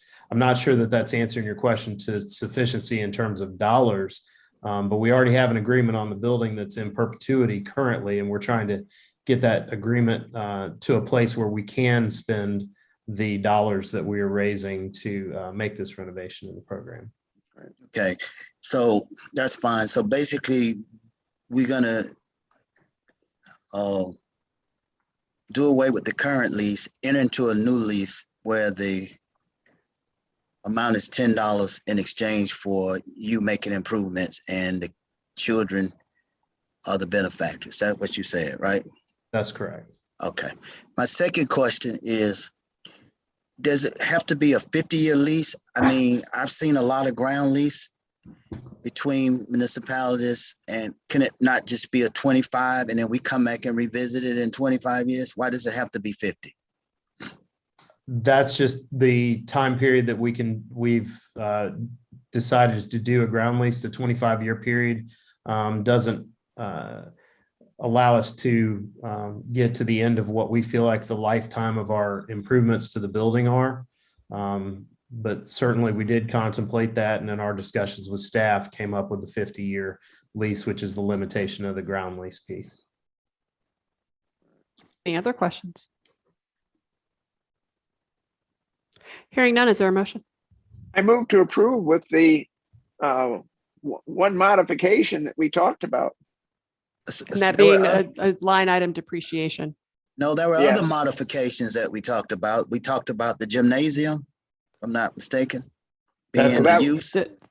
That was that's not it. That's outside the four corners. Yeah, that's of this outside document. this agreement. That's Oh, I'm sorry. I thought that could be put in the language of the agreement. No. Oh, well. I mean, why can't it? Because why? Well, currently, why can't it be put in the language of the agreement? Hold on 1 second. Hold on. Wait. Stop, gentlemen. Stop. Councilman Clay, what is your motion? My motion is that we approve this with the change for the straight line depreciation. I didn't include, as Councilman Gay was suggesting, I didn't include the gymnasium because that's an arrangement that we have now that is going to vary from time to time. They may decide at some point that they want to keep that gymnasium available only for their own students. As it is now, whenever we use that gymnasium, we actually have to pay rent to Fulton County schools to cover their security guard or whoever comes in to support that use of the gymnasium. So I just view that agreement's going to consider. It may improve. We may decide that we don't need the security guard, or it may get worse. They may increase the rent on it. I just saw it as independent. I guess the reason I'm not inclined to put it in is simply because I am so happy with the arrangement that we have right now that everybody has worked hard to achieve. And I don't particularly want to encumber it with additional time spent on working out the rules for doing the gymnasium. I certainly agree with your point. Okay.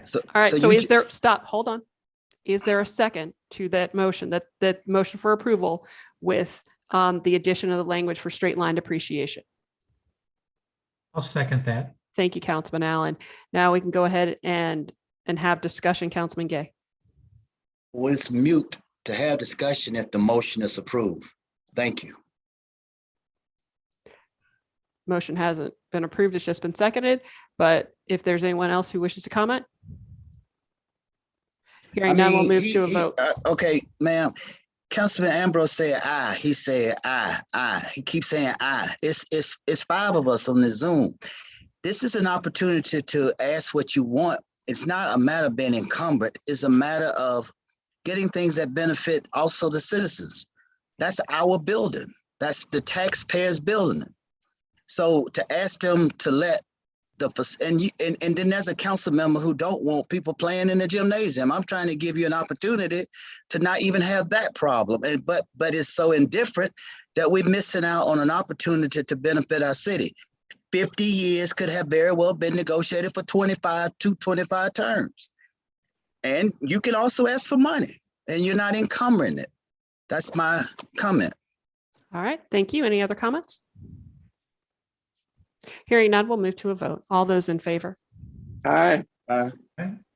Aye. Any opposed? Any abstentions? That is unanimous. Thank you, gentlemen. Item 7E is consideration of, and thank you, Mr. Maloof and your whole team for coming tonight. We appreciate Can I you. just I just want to thank you very much for Kimberly Dove, who does an excellent job for the South Side here. So Kimberly, thank you very much for all you do. Absolutely. Amen to that. Thank you all. All right, thank you. Item 7E is consideration of an action on a request for approval to updates to the city's multiple family dwelling on individual water meters. Mr. Myers.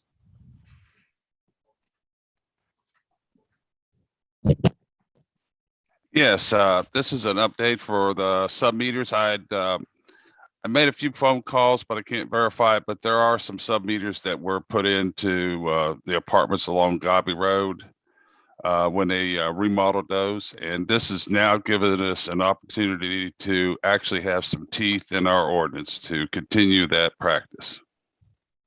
All right, any questions for Mr. Myers on this issue? So Jackson, this will also apply to the developments that are underway on, I mean, they should because of the state Yes. requirement, but anyhow. Okay, Correct. so I'm going to move to approve. All right, is there a second? I'll second with a comment. All right, thank you, Councilman Allen. Go right ahead. I just think we need to watch, if these apartment buildings pay the water themselves and they leave out of town, we got to watch that very, very close to make sure we don't get into another Yorktown situation. Amen. I don't want to get in that. So if we stay on top of those, I think we can kind of handle those situations. But that was my comment. Thank you, sir. Any other comments or questions? A comment as well. All right, Councilman Carr. Yeah. Yorktown was a nightmare, obviously. I remember that. And hopefully this is going to prevent that. Is there any way to incorporate some type of required technology where you can have some leak detection installed in with these sub meters? Is that a possibility? The leak detection is that the apartment owners that actually go and read each one of those meters, then they'll combine that with what our billing is, and they can check how much we're charging them, and they can tell by each apartment how much that they're leaking. I got the toilets, if the toilets are continuing to run. Well, I follow your course there, but I'm talking about on the back end before the fact. That'd be after the fact, obviously. But I don't know if there's some type of a way we can incorporate something in terms of water piping. If we're subbing all the water meters, I know sometimes there's a requirement for galvanized piping as opposed to PVC piping, something that may be preventative in terms of leaks in the first place that we can require for these multifamily sub meters. So I'd just like us to look into anything along those lines that would help ensure some preventative construction, as they put it in the ground. Okay, I know that customer services looks at the water and electric use through every time they come with the billing cycle. And if somebody had got questions about how much water usage, why did it go up or why did it go down? Customer service has a record of that. I follow you there. I guess what I'm saying is, in terms of requirements, construction, is there a more robust way of putting together, laying this underground conduits for sub meters to help lessen the chance of a leak? Not yet. Well, Joe, I would think we have the ability, because of our water meters, the city water meters, we can see that somebody has a leak because it's sampled several times a day. And if in the middle of the night they're using a ton of water, that means the toilet's stuck or a pipe is broken or what have you. But the way they're doing the sub-meters and the way it's allowed by the state, we don't see the usage on an individual apartment basis from the sub-meter. And that's the problem. I can't think of any technical way that we could actually do that. And I would add that the more likely thing that you're going to have with an apartment is that the toilet's going to run. Right. And the controlling factor, unfortunately, is after the fact, because if the apartment owner, building owner says, well, you've got a huge bill for your apartment this quarter or this month, however they bill it, well, that's because your toilet's leaking. And that will flag it for both the owner and the building. Or if there was a pipe broken, as you're suggesting, that would flag it.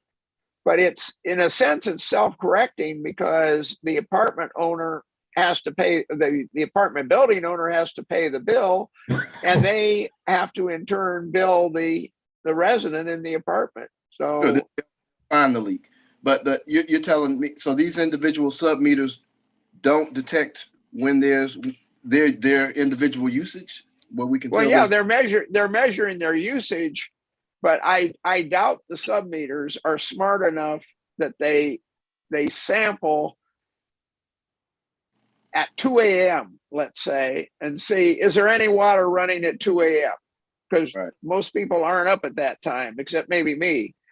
And the problem is that that's how one way you can detect a leak, and customer service can see some of that. But unless you have a sophisticated meter like we have, it ain't going to work. I was going to say, I know that there is some outreach that customer service does when they recognize that a particular customer is using an excessive amount of water. And I know that's helped some folks find leaks. But in relation to this particular item, is there anything that needs to be changed in this item as we move forward tonight? I don't think there's anything that we can change that would make any sense personally. That's my opinion. There's no technology for that. Yeah. All right. Well, we can certainly keep our eyes open for additional technology and make sure that we're doing our best to conserve water and make sure that we're not contributing with additional leaks that people don't know about. I believe there was a motion in a second. Is that right? Or am I? If we pick up on leaks going to houses, won't our system pick up on leaks going to the apartments on the new system? The master meter. Not to each individual to pick it, but it'll pick up that there's a leak somewhere in that apartment building, won't it? The problem that you get into, Ken, is that in an apartment building, you may have people that are working night shift, for example, or whatever. So you'll have people that are using water all different times of the day. But if it were a big leak, it might pick up something like that. Well, but we're not going to get a running toilet. Average, yeah. But one toilet out of 100 apartments. No, toilet wouldn't do it. No, I'm talking about a break or something like that. Right. Madam Clerk, there was a motion and a second. There was Councilman Clay and then Councilman Allen second. All right. Any other additional comments on this issue? Hearing none. All those in favor? Aye. Thank you, gentlemen. I believe that was all 4 of you. Unanimous. Item 7F, consideration of an action on a request for approval of updates to the city ordinance on driveway aprons. Another thing that I think we started discussing this. Mr. Myers, this is yours. Any questions for Mr. Myers? Yes. All right. Go right ahead, Mr. Councilman Gay. Myers, in paragraph 1, 2, 3, 4, in paragraph 4 on page 1, I had specifically asked that we include language. I know this is not the ordinance on page 1, but I didn't see it in the ordinance either, that the homeowner cannot pour or install an aggregate that could be concrete or asphalt in the city spillway. And I took pictures last week and submitted them during the storm. But I don't know if is it just, do I not even need to give value? Don't even say anything because I asked and it's not even here. I mean, because what happens is I've gone to people's houses that claim that the city flooded their basement, and there are instances where the city has repaired their basement. Ken, on Hopewell, we have a claim of about $7,000. On Mount Vernon, we paid another claim. But what I'm telling you is that when you pour the concrete apron and touch the city spillway, you can make the water jump and go down into their yard. So is it just a simple fix to just include that language, Mr. Myers? Well, they're supposed to put a 2-inch lip on the driveway. I know we're just talking about the apron, but you're correct. There's supposed to be a 2-inch, and that's when building department goes out there and does their inspections and make sure that they got a 2-inch lip so it doesn't go down if the home is below the road. But you don't have that in the language in the document. I don't see it. So when we get our building inspector and he pulls this, it's not in the ordinance to enforce. Is there something else that covers that in our ordinances? It's in their engineering drawings for those driveways, not in this apron. This is just this was only intended that we don't go around and fixing all these various aprons when they came and asked College Park Engineering to come in and actually build the driveways.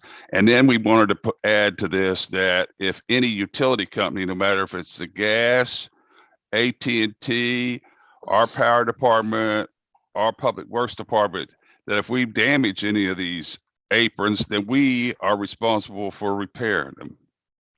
So let me just make sure I'm clear. You're saying that the contractor or the homeowner know not to extend their apron in that city spillway by looking at the city's engineer drawing. That's what the takeaway here.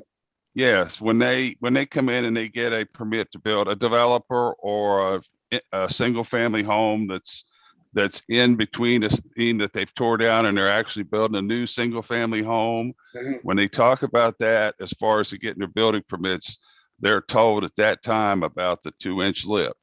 Okay. And that'll apply to people because we see a lot of people just redoing their driveways. That also applies to people who are not building new constructions. They just, yes. Okay. Yeah, that's, if they break up their driveways break up, then and they want to come in and redo it, they come to the building department and get a permit to redo their driveways. All right, thank you for clarification. I'd like to piggyback on what Councilman Gay is saying. I have a specific example. I'm not going to name the name or the location, but I know of one driveway in my ward where they took the apron and they ran it out, basically, I think almost level with the curb, and then tapering down in the gutter.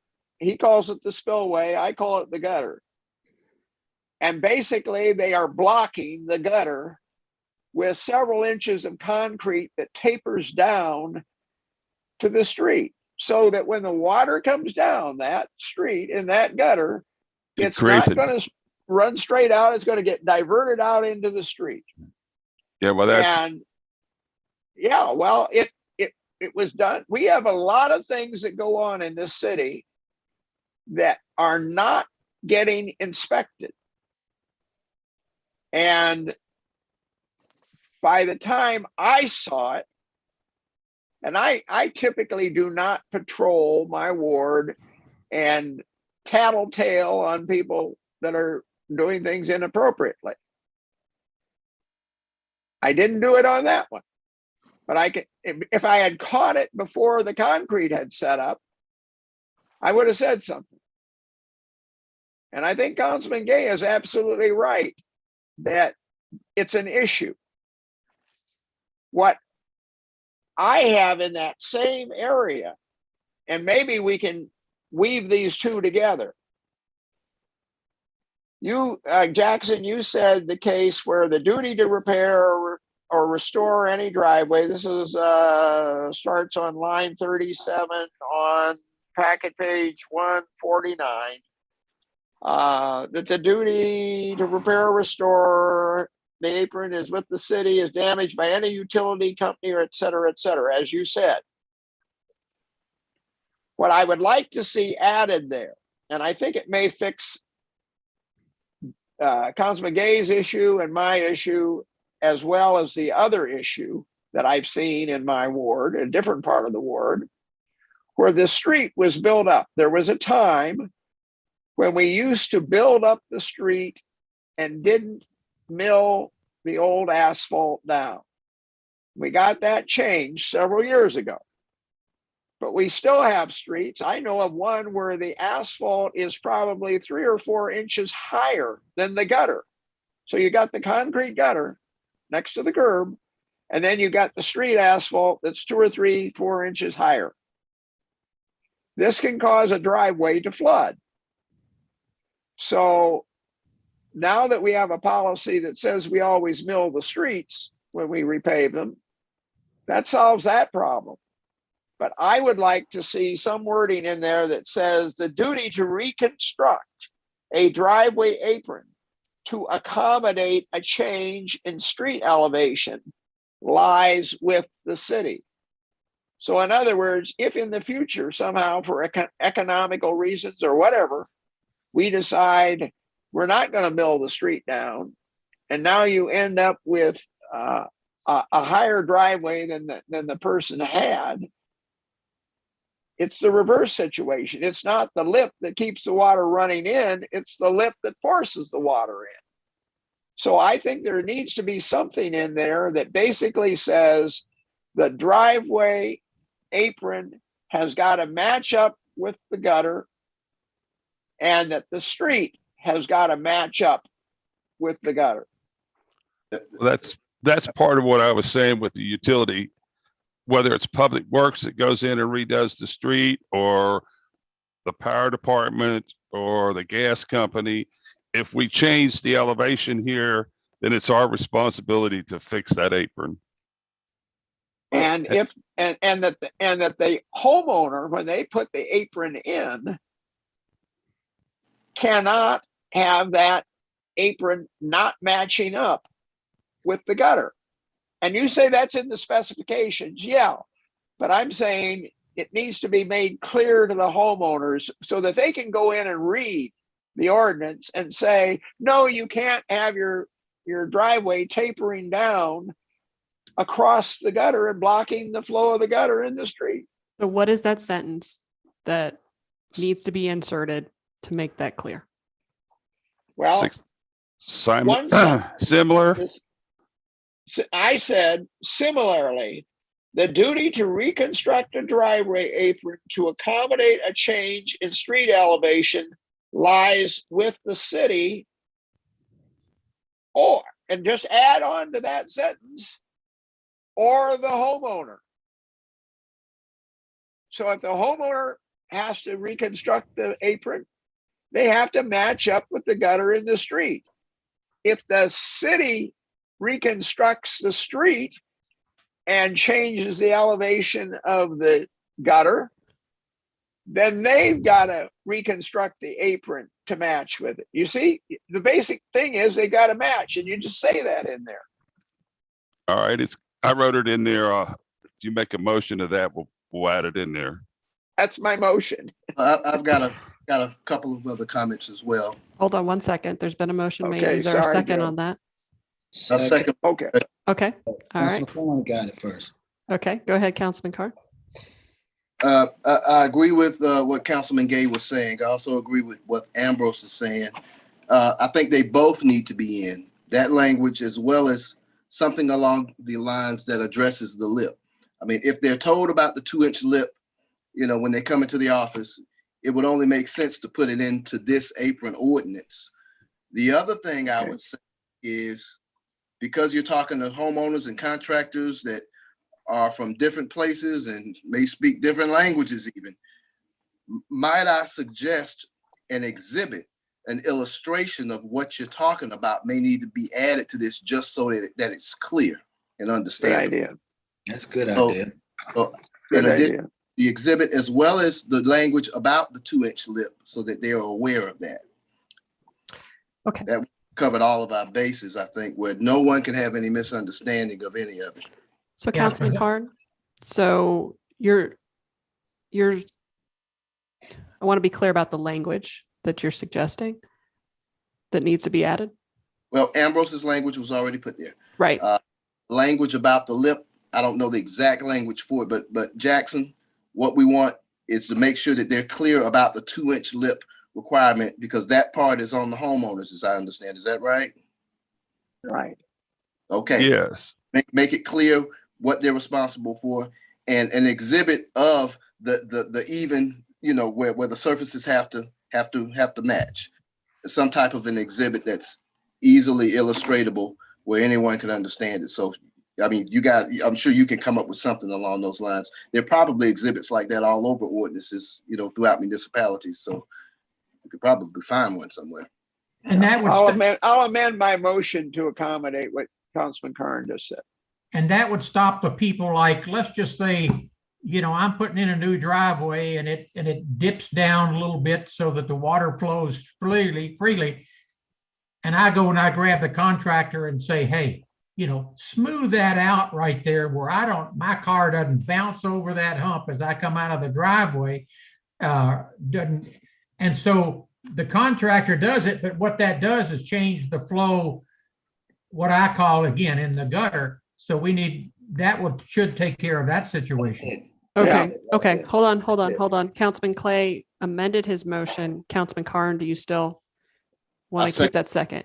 Now, let me say that because we spent a fair amount of time talking about this, because it is a concern in so many parts of the city, that I think precision matters. I think language matters. So if we don't have the lip language, if we don't all agree on that tonight, then perhaps we should revisit this, get that lip language, and look at it at our next meeting. Because I will rescind my motion, Mayor, and table it to the next meeting where we can review the language. How's that? Is there a second for that? I'll second that. Can you bring back an illustration for us? I was going to say that the whole shot. The three things we've got an addition on the duty to reconstruct, the language on the lip, and the drawing. I'll second that modified amendment. Okay. Anything else that needs to be added? Hearing nothing. All those in favor of tabling to the next meeting with those additions? Aye. Thank you, gentlemen. That is unanimous. Thank you, Mr. Myers. I know you've been working on this quite a bit, and just want to make sure that we get it right. Thank you. Bye-bye. Good night. All right. So we have a public hearing on a text amendment to reconcile the zoning with the new alcohol ordinance. Ms. Moore, can you let people know how they can participate in this public hearing? Yes, ma'am. They can head over to collegeparkga.com. On the top of the website in the green, click on government, scroll down to council meetings. On that page, you're going to scroll to the middle of the page to click the link to access this meeting. Once you're in this meeting, raise your hand to be acknowledged. Thank you so much. Appreciate it. So, Ms. Washington, Can you give us a little background on this? Yeah, of course. So if you guys remember, we adopted a new alcohol ordinance this November, and that referred to some new uses such as breweries, wineries, some other specific uses that were not in the zoning code. They weren't listed in any of the districts. So in order to reconcile that and avoid any confusion in the future about where those new uses would be permitted, this ordinance fixes that. It adds in some of those new uses definitions and then adds them into the appropriate zoning districts. And yeah, if there's any questions, be happy to answer. Any questions from Ms. Washington? Any comments? All right, hearing none. Ms. Moore, I know it's like a broken record, but I thought that our conversation was going to be a little bit longer about it. But if you just want to tell people one more time before I declare the public hearing open, how to access. Sure. Go over to collegeparkga.com. At the top of the website in the green, click on government. Once you're in that, you're going to scroll down to council meetings. Once that web page opens, scroll to the middle of the page to access this link, to access this meeting link. Once you click that link and you're in the meeting, go ahead and raise your hand to be acknowledged to leave your public hearing remark. Thank you again. All right. At this time, I will declare the public hearing open. If anyone wishes to speak on this particular issue of reconciling zoning with the new alcohol ordinance, this is your time. Log on, raise your hand. Happy to acknowledge you on this issue.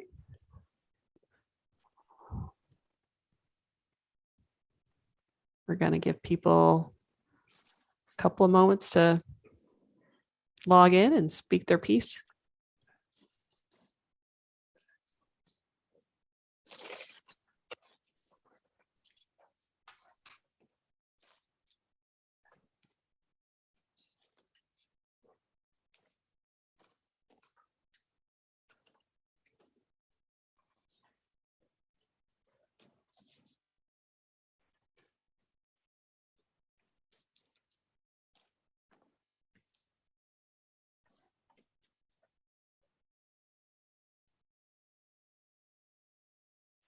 Mr. Hicks, do you see anyone? I do not. No, ma'am. I'm scrolling up and down. I don't see anybody. All right. At this time, I'll declare the public hearing closed. Any other questions or comments from the body? Hearing none, is there a motion? So moved. Thank you, Councilman Clay. Thank Second. you, Councilman Carn. Okay. I believe it was Councilman Carn that was, Yes. I heard him first. All right. All those in favor? Aye. Aye. Any opposed? Any abstentions? It's unanimous. Thank you, gentlemen. Item 8B is a request to set a public hearing for the text amendment on food truck parks. This is just a request to set moved. the hearing. All right. Thank you, Councilman Clay. Is there a second? Thank you, Councilman Carn. All those in favor? Aye. Any opposed? Any abstentions? Hearing none, that passes unanimously. Item 9A is consideration of an action on a request to replace the Guy Call cooling tower at the FAA Southern Regional Office. I believe Mr. Wilkerson is probably here along with Ms. Miller. Any questions for either of them on this issue? Mayor, I got my questions answered, so I I'm move good. to approve. Second. Okay. All right. Thank you, Councilman Allen. Thank you, Councilman Clay. Any discussion? Hearing none, we'll move to a vote. All those in favor? Aye. Any opposed? Any abstentions?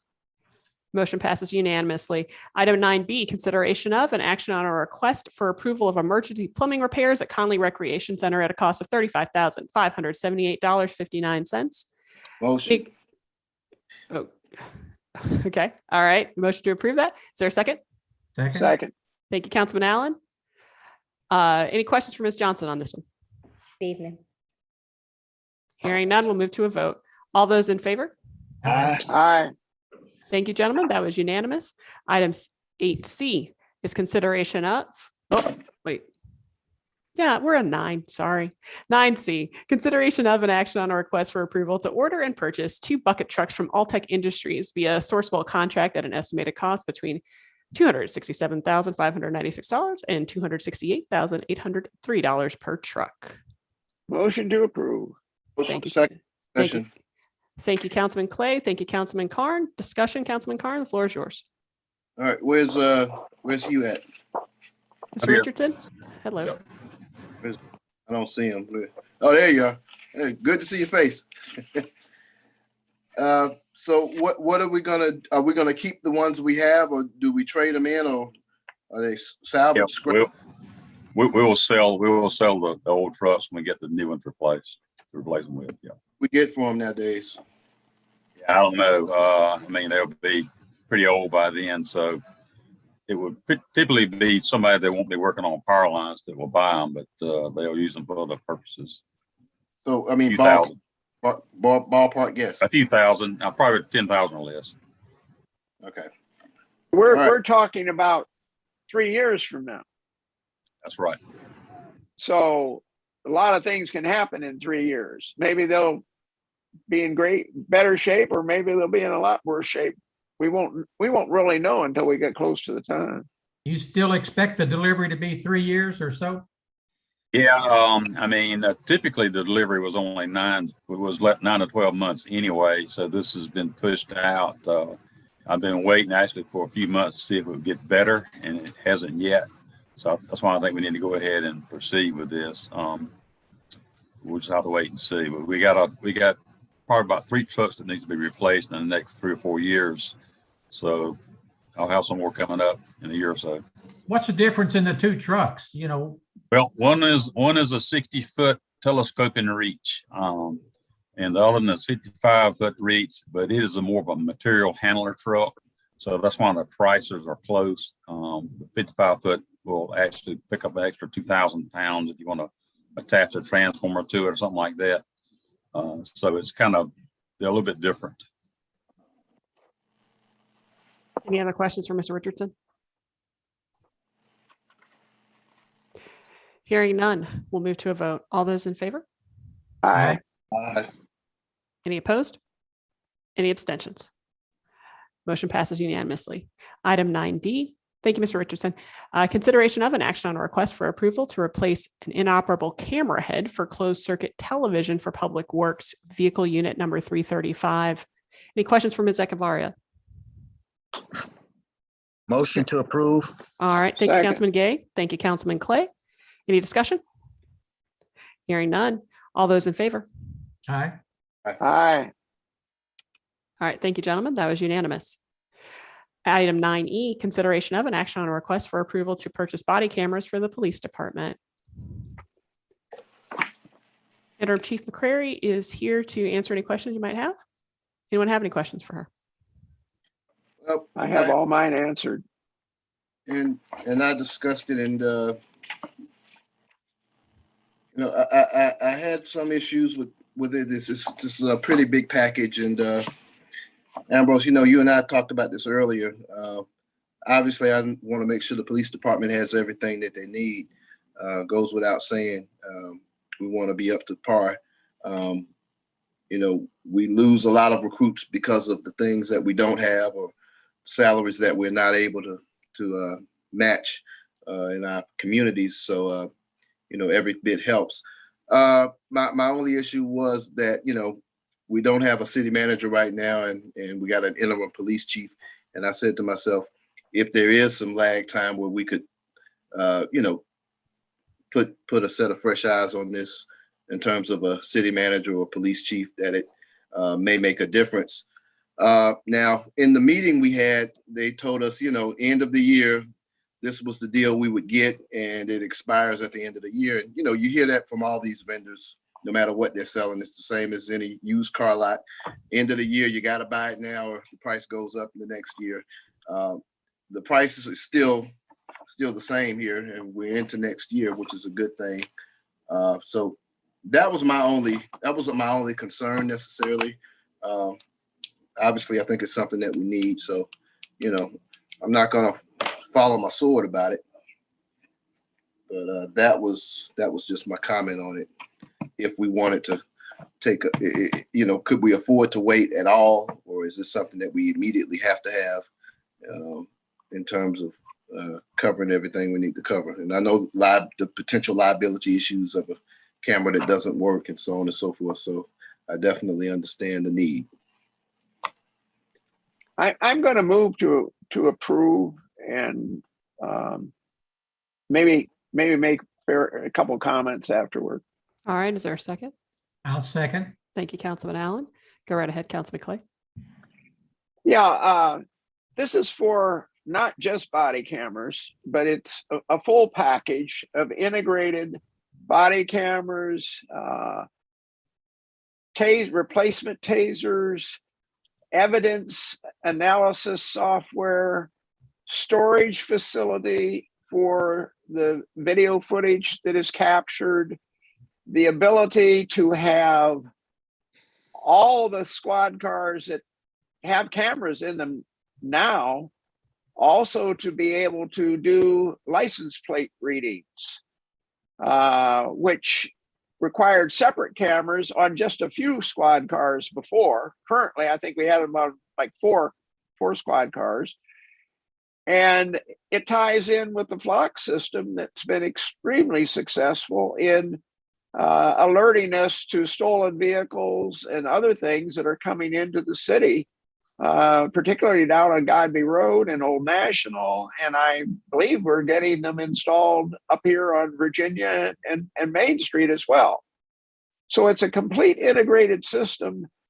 When we bought the first body cameras, I was involved in the technical analysis on those. And we knew at the time that they were a less expensive choice than maybe the Cadillac. But we also believed that the market was going to evolve, and it has. At the time we bought those cameras, first cameras, they weren't part of a complete integrated system like we're talking about now that ties a whole bunch of things together, longer than I should be talking about tonight. But the point is that this is a system that is going to enable us to be a lot more effective, a lot more efficient, a lot safer for our officers, because we'll know where everybody is. We will be able to stream live video from the officer's camera in emergency situations where maybe it's a SWAT arrangement or something, and you got people on the field. You'll be able to stream. Our command center will be able to stream live video from those. There's a tremendous force multiplier that's going to help our officers and keep them safe. And it also has legal ramifications, as was mentioned. We don't want to be sued for something where somebody forgets to turn their body camera on, which is, I would think, not that hard to do if you're in a crisis situation. These cameras will come on immediately when you pull a gun from the holster, for example. So I think it will pay for itself in many different ways. And I think this is a huge, good decision on the part of Interim Chief McCrary and her staff to move us forward, move our police force forward. Councilman Allen, oh, I'm sorry. I thought you were, go ahead, Councilman Carr. And Ambrose, I agree with you. I'm going to support it. I just, when we have purchases this substantial, I'd like to see them done with a full complement on board. No offense to the chief and manager. Obviously, the two of you guys or girls are doing a great job, absolutely. But I just would always like to get more eyes on this type of stuff. But obviously, that's not possible at this moment. So obviously, I'm going to support it. Whatever our officers need, we want to make sure they have it. I just like to echo in that Chief McCrary has done a fantastic job on this and touching a lot of bases. And the test runs that we have made on it, the savings it will make to IT with research, there's just so many good factors with this. I agree also with Councilman Carnes. It would be great to delay it, but I think we need to have it out there as soon as we can get it. So That's my comment. And one last thing. I also want to make sure, speaking of IT, now, you hear different things in terms of departments to departments, and I'm just kind of getting filled in with some of the stuff that's going on.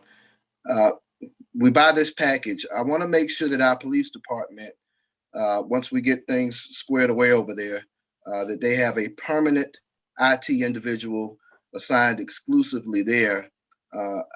I'd rather not see a floater in that situation, and I know we're kind of down on folks in IT right now. So we need to get those positions filled, and whatever the pay increase we need to do to get those IT folks in here, I think we need to make the decisions to get that in, get that funding up enough so we can recruit whoever we need in the future. But I want to make sure that we have a permanent IT person there, assigned there, and to handle some of this stuff, because this is a big software package and we want to make sure it goes as advertised. So that's all I got on that. Any other questions or comments? Hearing none, we'll move to a vote. All those in favor? Aye. Aye. Any opposed? Any abstentions? Hearing none, the motion passes unanimously. We have no unfinished business. We have no new business. City Attorney's report. I have no report this evening, ma'am. Happy New Year. Happy New Year to you as well. Thank you. City Manager's report. I have nothing this evening, Mayor. Thank you. Mayor Council report. Councilman Clay. Okay. I have just one thing I wanted to comment on. I intended to cover it tonight during my report anyhow. And that is speed cushions, or speed humps, as some people like to call them. What we have seen is that the law-abiding citizens, the people who drive where they're supposed to, largely stop at stop signs, et cetera, they come down the road and maybe they're coming a little too fast. They've lost track of their speed. I've had it happen to me. I know I'm supposed to drive 25 miles an hour, and the next thing I know, I'm above that by more than I should be. Well, if there's a speed hump there, I'm going to see it and I'm going to say, oh my God, I'm coming too fast. I'm going to hit the hump too hard. So I slow down. So that helps with the law-abiding people. But we've got a bunch of people that run stop signs around here, and a lot of them are not our own citizens, I think. There are people cutting through, but that doesn't keep somebody from getting killed in our city. So what they do, they drive down the middle of the street. They ride the center line, and guess what?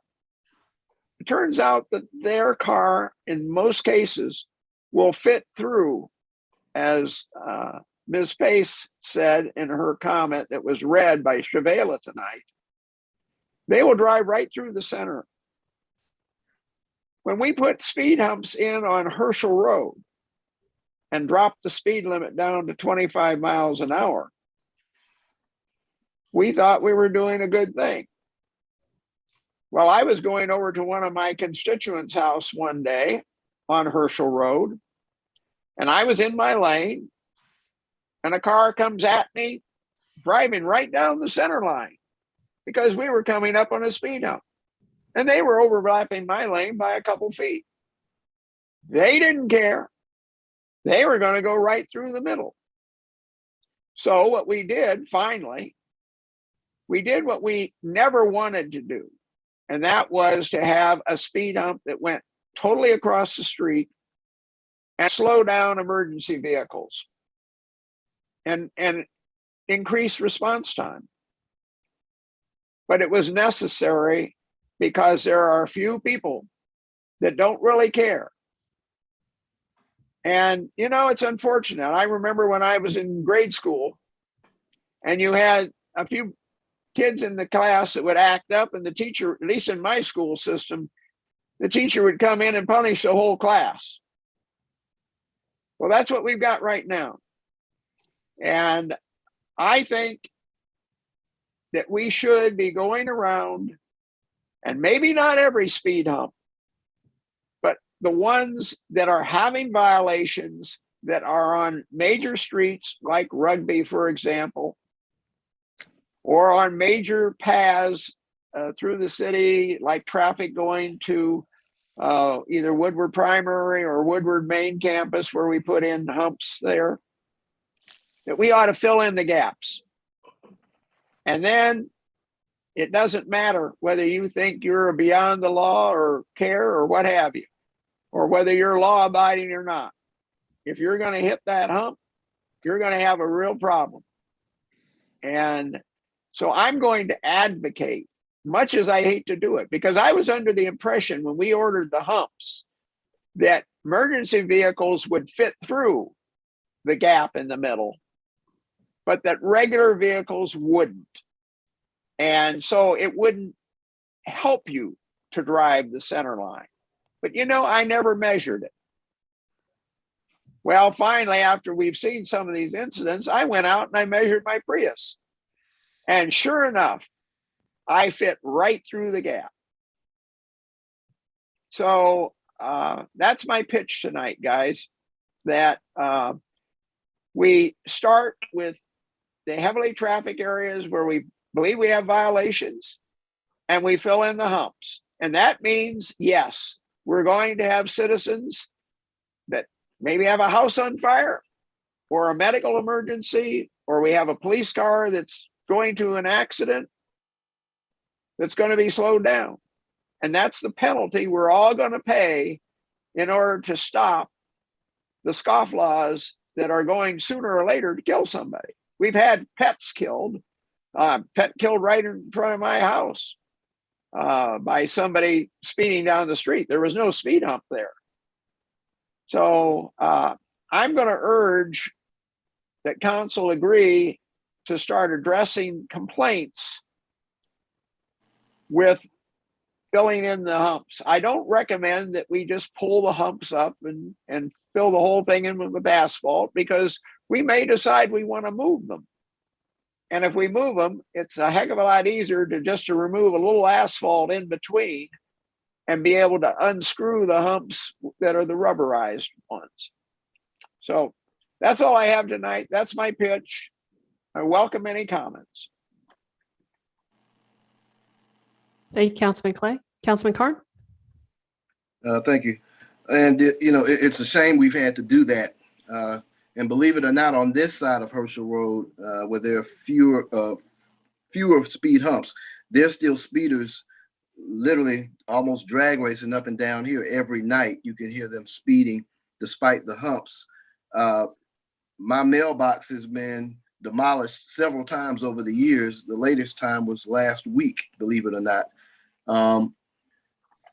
I could use an additional speed hump at a specific location that would help out, I think, a lot. I know they can't be on the hills or inclines, but I want to get with Public Works about that possibly next week, and we can drive the area and take a look and see what may be possible there.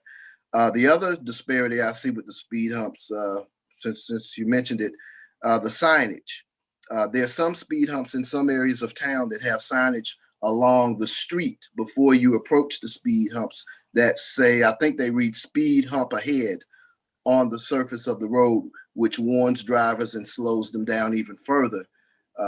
But that is not on, you know, in other areas of the city, that signage is not there. So I like to see us take a look at that and remedy that in some other areas. I think that signage helps out as well. That wasn't what I wanted to discuss, but obviously, you know, glad to be back around the mulberry bush again. I definitely want to get acclimated in terms of what's been going on and getting caught up to speed over the last 4 years. I'm looking forward to doing a lot of work and doing a lot of good for the entire community, not parts of the community, but the entire community. You know, I had the privilege of representing this entire community along with the 8 other cities. And I made it my business to look out for College Park and make sure that we had additional funding and whatever we needed from the county level. I've got a lot of projects I would love to look at, and I know we got to dig out of a big hole financially as well.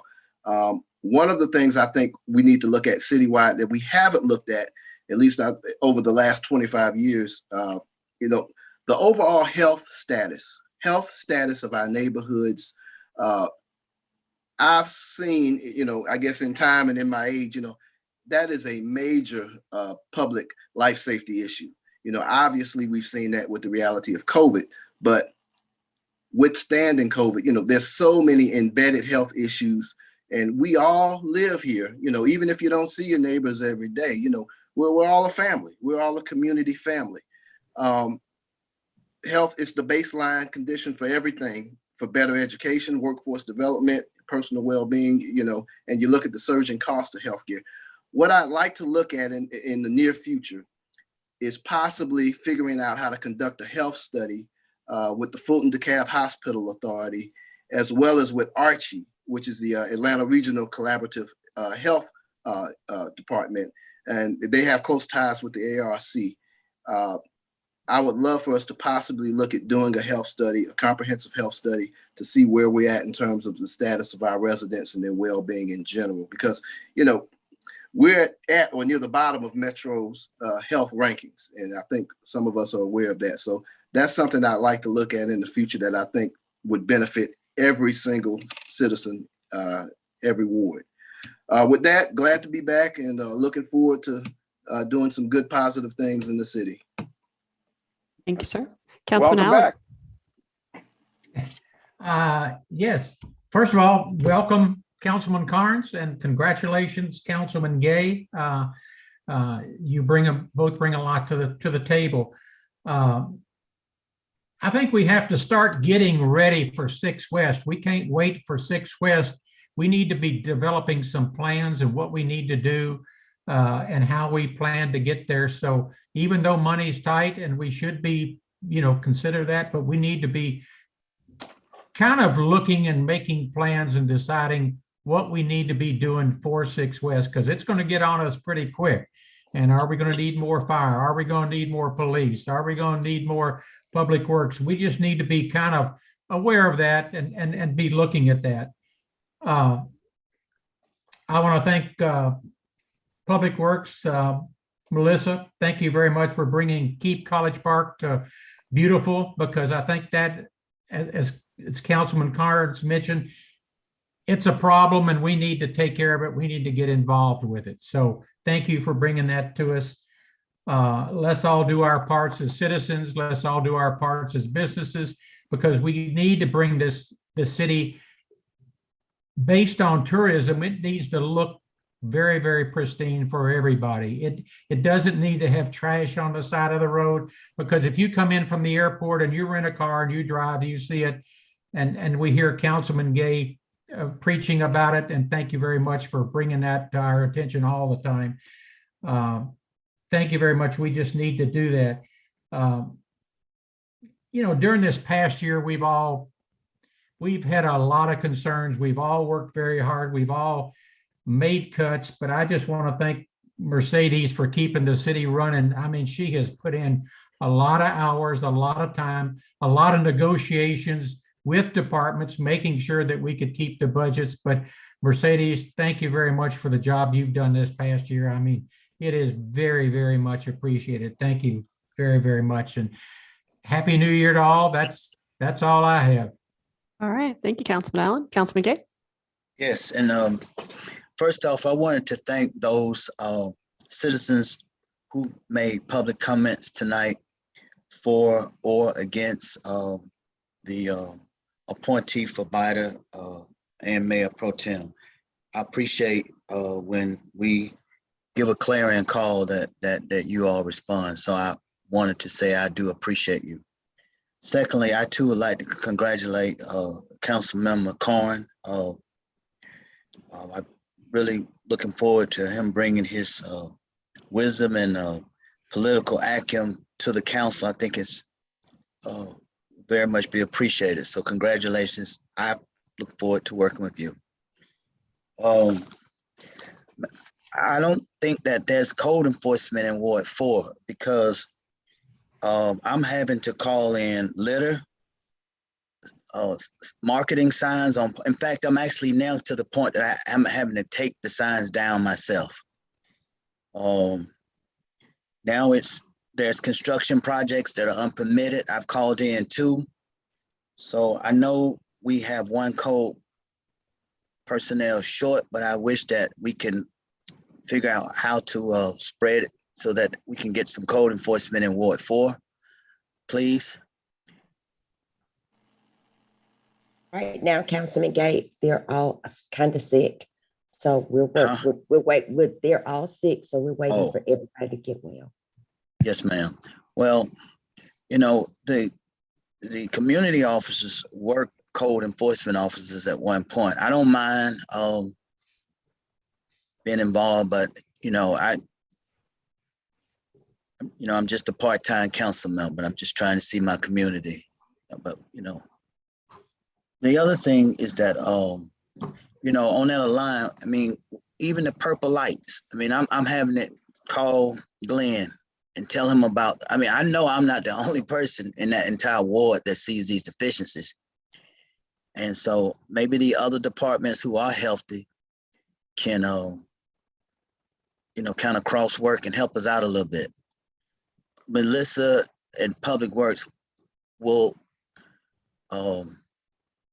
fix the deficiency immediately with a good attitude. I mean, all you have to do is call her, but I don't think it's fair that I have to call her and she has to respond when she may be involved with other things. The next thing is that did the tax exempt, if you have the Fulton County homestead exemption, is that going to the legislators for the city, and is it been discussed with a state rep? Is there? I know that the session starts soon. Is there any update? That would be city attorney. Yeah, Councilman, we are. I'm personally shepherding that through. I'm going to work with the lobbyists and the delegation to see if we can get that through. You think we're going to get it done? Well, I mean, I certainly can't handicap if legislation is going to pass or not. But what I can guarantee you is that we're going to give our effort and do our part, and then it's up to the elected officials to kind of make it happen. I understand. Well, just in closing, I don't even know what that looks like. Maybe I need to educate myself. I really don't even know what the end process looks like. So maybe I can talk to you and figure out just how that looks. And finally, you know, with all of this hoopla about the Biden appointee, since this is, you know, technically my last 4 years as an elected official in College Park, I've been reading the charter, the state charter. It is absolutely inconsistent with the bylaws. The city, how we appoint the rotation, it's a lot of inconsistencies. So I'm asking that in due time, sooner than later, that the city attorney's office or this Biden attorney, you know, start looking at the inconsistencies with, because what one resident said is, when you don't have consistency, it looks like, you know, it looks like corruption, it looks like unfairness. It could just be merely inconsistency. So we just really need to make that document, you know, be consistent with what the state has said. That's all I have. All right. Thank you. I think I can actually address that issue because our development authority is constitutionally created. And so we are not the inconsistencies with development authorities that are created by state law as opposed to a constitutional amendment would not be ones that would be abnormal. So just looking at the state law for development authorities does not tell you anything about what we do in our development authority, because we were created in a different way. So I think that would probably answer that particular issue. But I just want to say Happy New Year to everyone. Appreciate you hanging in there with us and tuning in and paying attention and being engaged. Want to let you know that for COVID testing, I know it's in demand for folks right now. You can get tested from 8:30 to 4 at the South Fulton Service Center at 4951 Camp Drive in Atlanta. Also at the Center for Health and Rehabilitation at 265 Boulevard. And if you are up north, you can do it on North Point Parkway in Alpharetta at 4700 North Point Parkway. And that is Monday through Friday. All of those locations are open at 8:30. The first two I mentioned close at 4. The last one closes in Alpharetta at 6 p.m. If you need vaccines, you can do that a little bit closer to home. You can do that at Stonewall Tell down that South Fulton Service Center. It's a building next to the South Fulton Service Center. You can also do it at the Emma Darnell Aviation Museum and Conference Center at Aviation Circle. And you can also do it Monday through Friday at the Fulton County Government Center on Pryor Street. Those 3 earlier ones that I mentioned are available. You have to schedule an appointment, but they're available Tuesday through Saturday from 9 a.m. to 3:30. So if you have not gotten vaccinated at this point, if you haven't gotten that first 2-set dose and gotten your booster, you still have an opportunity to do so. We would urge you to go ahead and do that because we're in the midst of some trying times here, and especially for our healthcare personnel. And we want to make sure that we're doing everything to make sure that we are trying to stay out of the hospital right now. If you believe that you need to get a COVID test, do not go to the emergency department. All of our hospitals in the region have put out that call. Please do not go to an emergency room for a COVID test. You can also do at-home testing, and there's information about some of that and how to access that at fultoncountyga.gov. So we're in this with all of us are in this together. We want you to be safe. We want you to be healthy. We want you to be well. We need to go ahead and approve the executive session minutes. Is there a motion? So moved. Thank you, Councilman Clay. Is there a second? Second. Thank you, Councilman Carn. All those in favor? Aye. Aye. Thank you, gentlemen. That was unanimous. That is the conclusion of our meeting this evening. We are adjourned at 10:17 p.m. Take care, everybody. We'll see you in 2 weeks. All right. Night.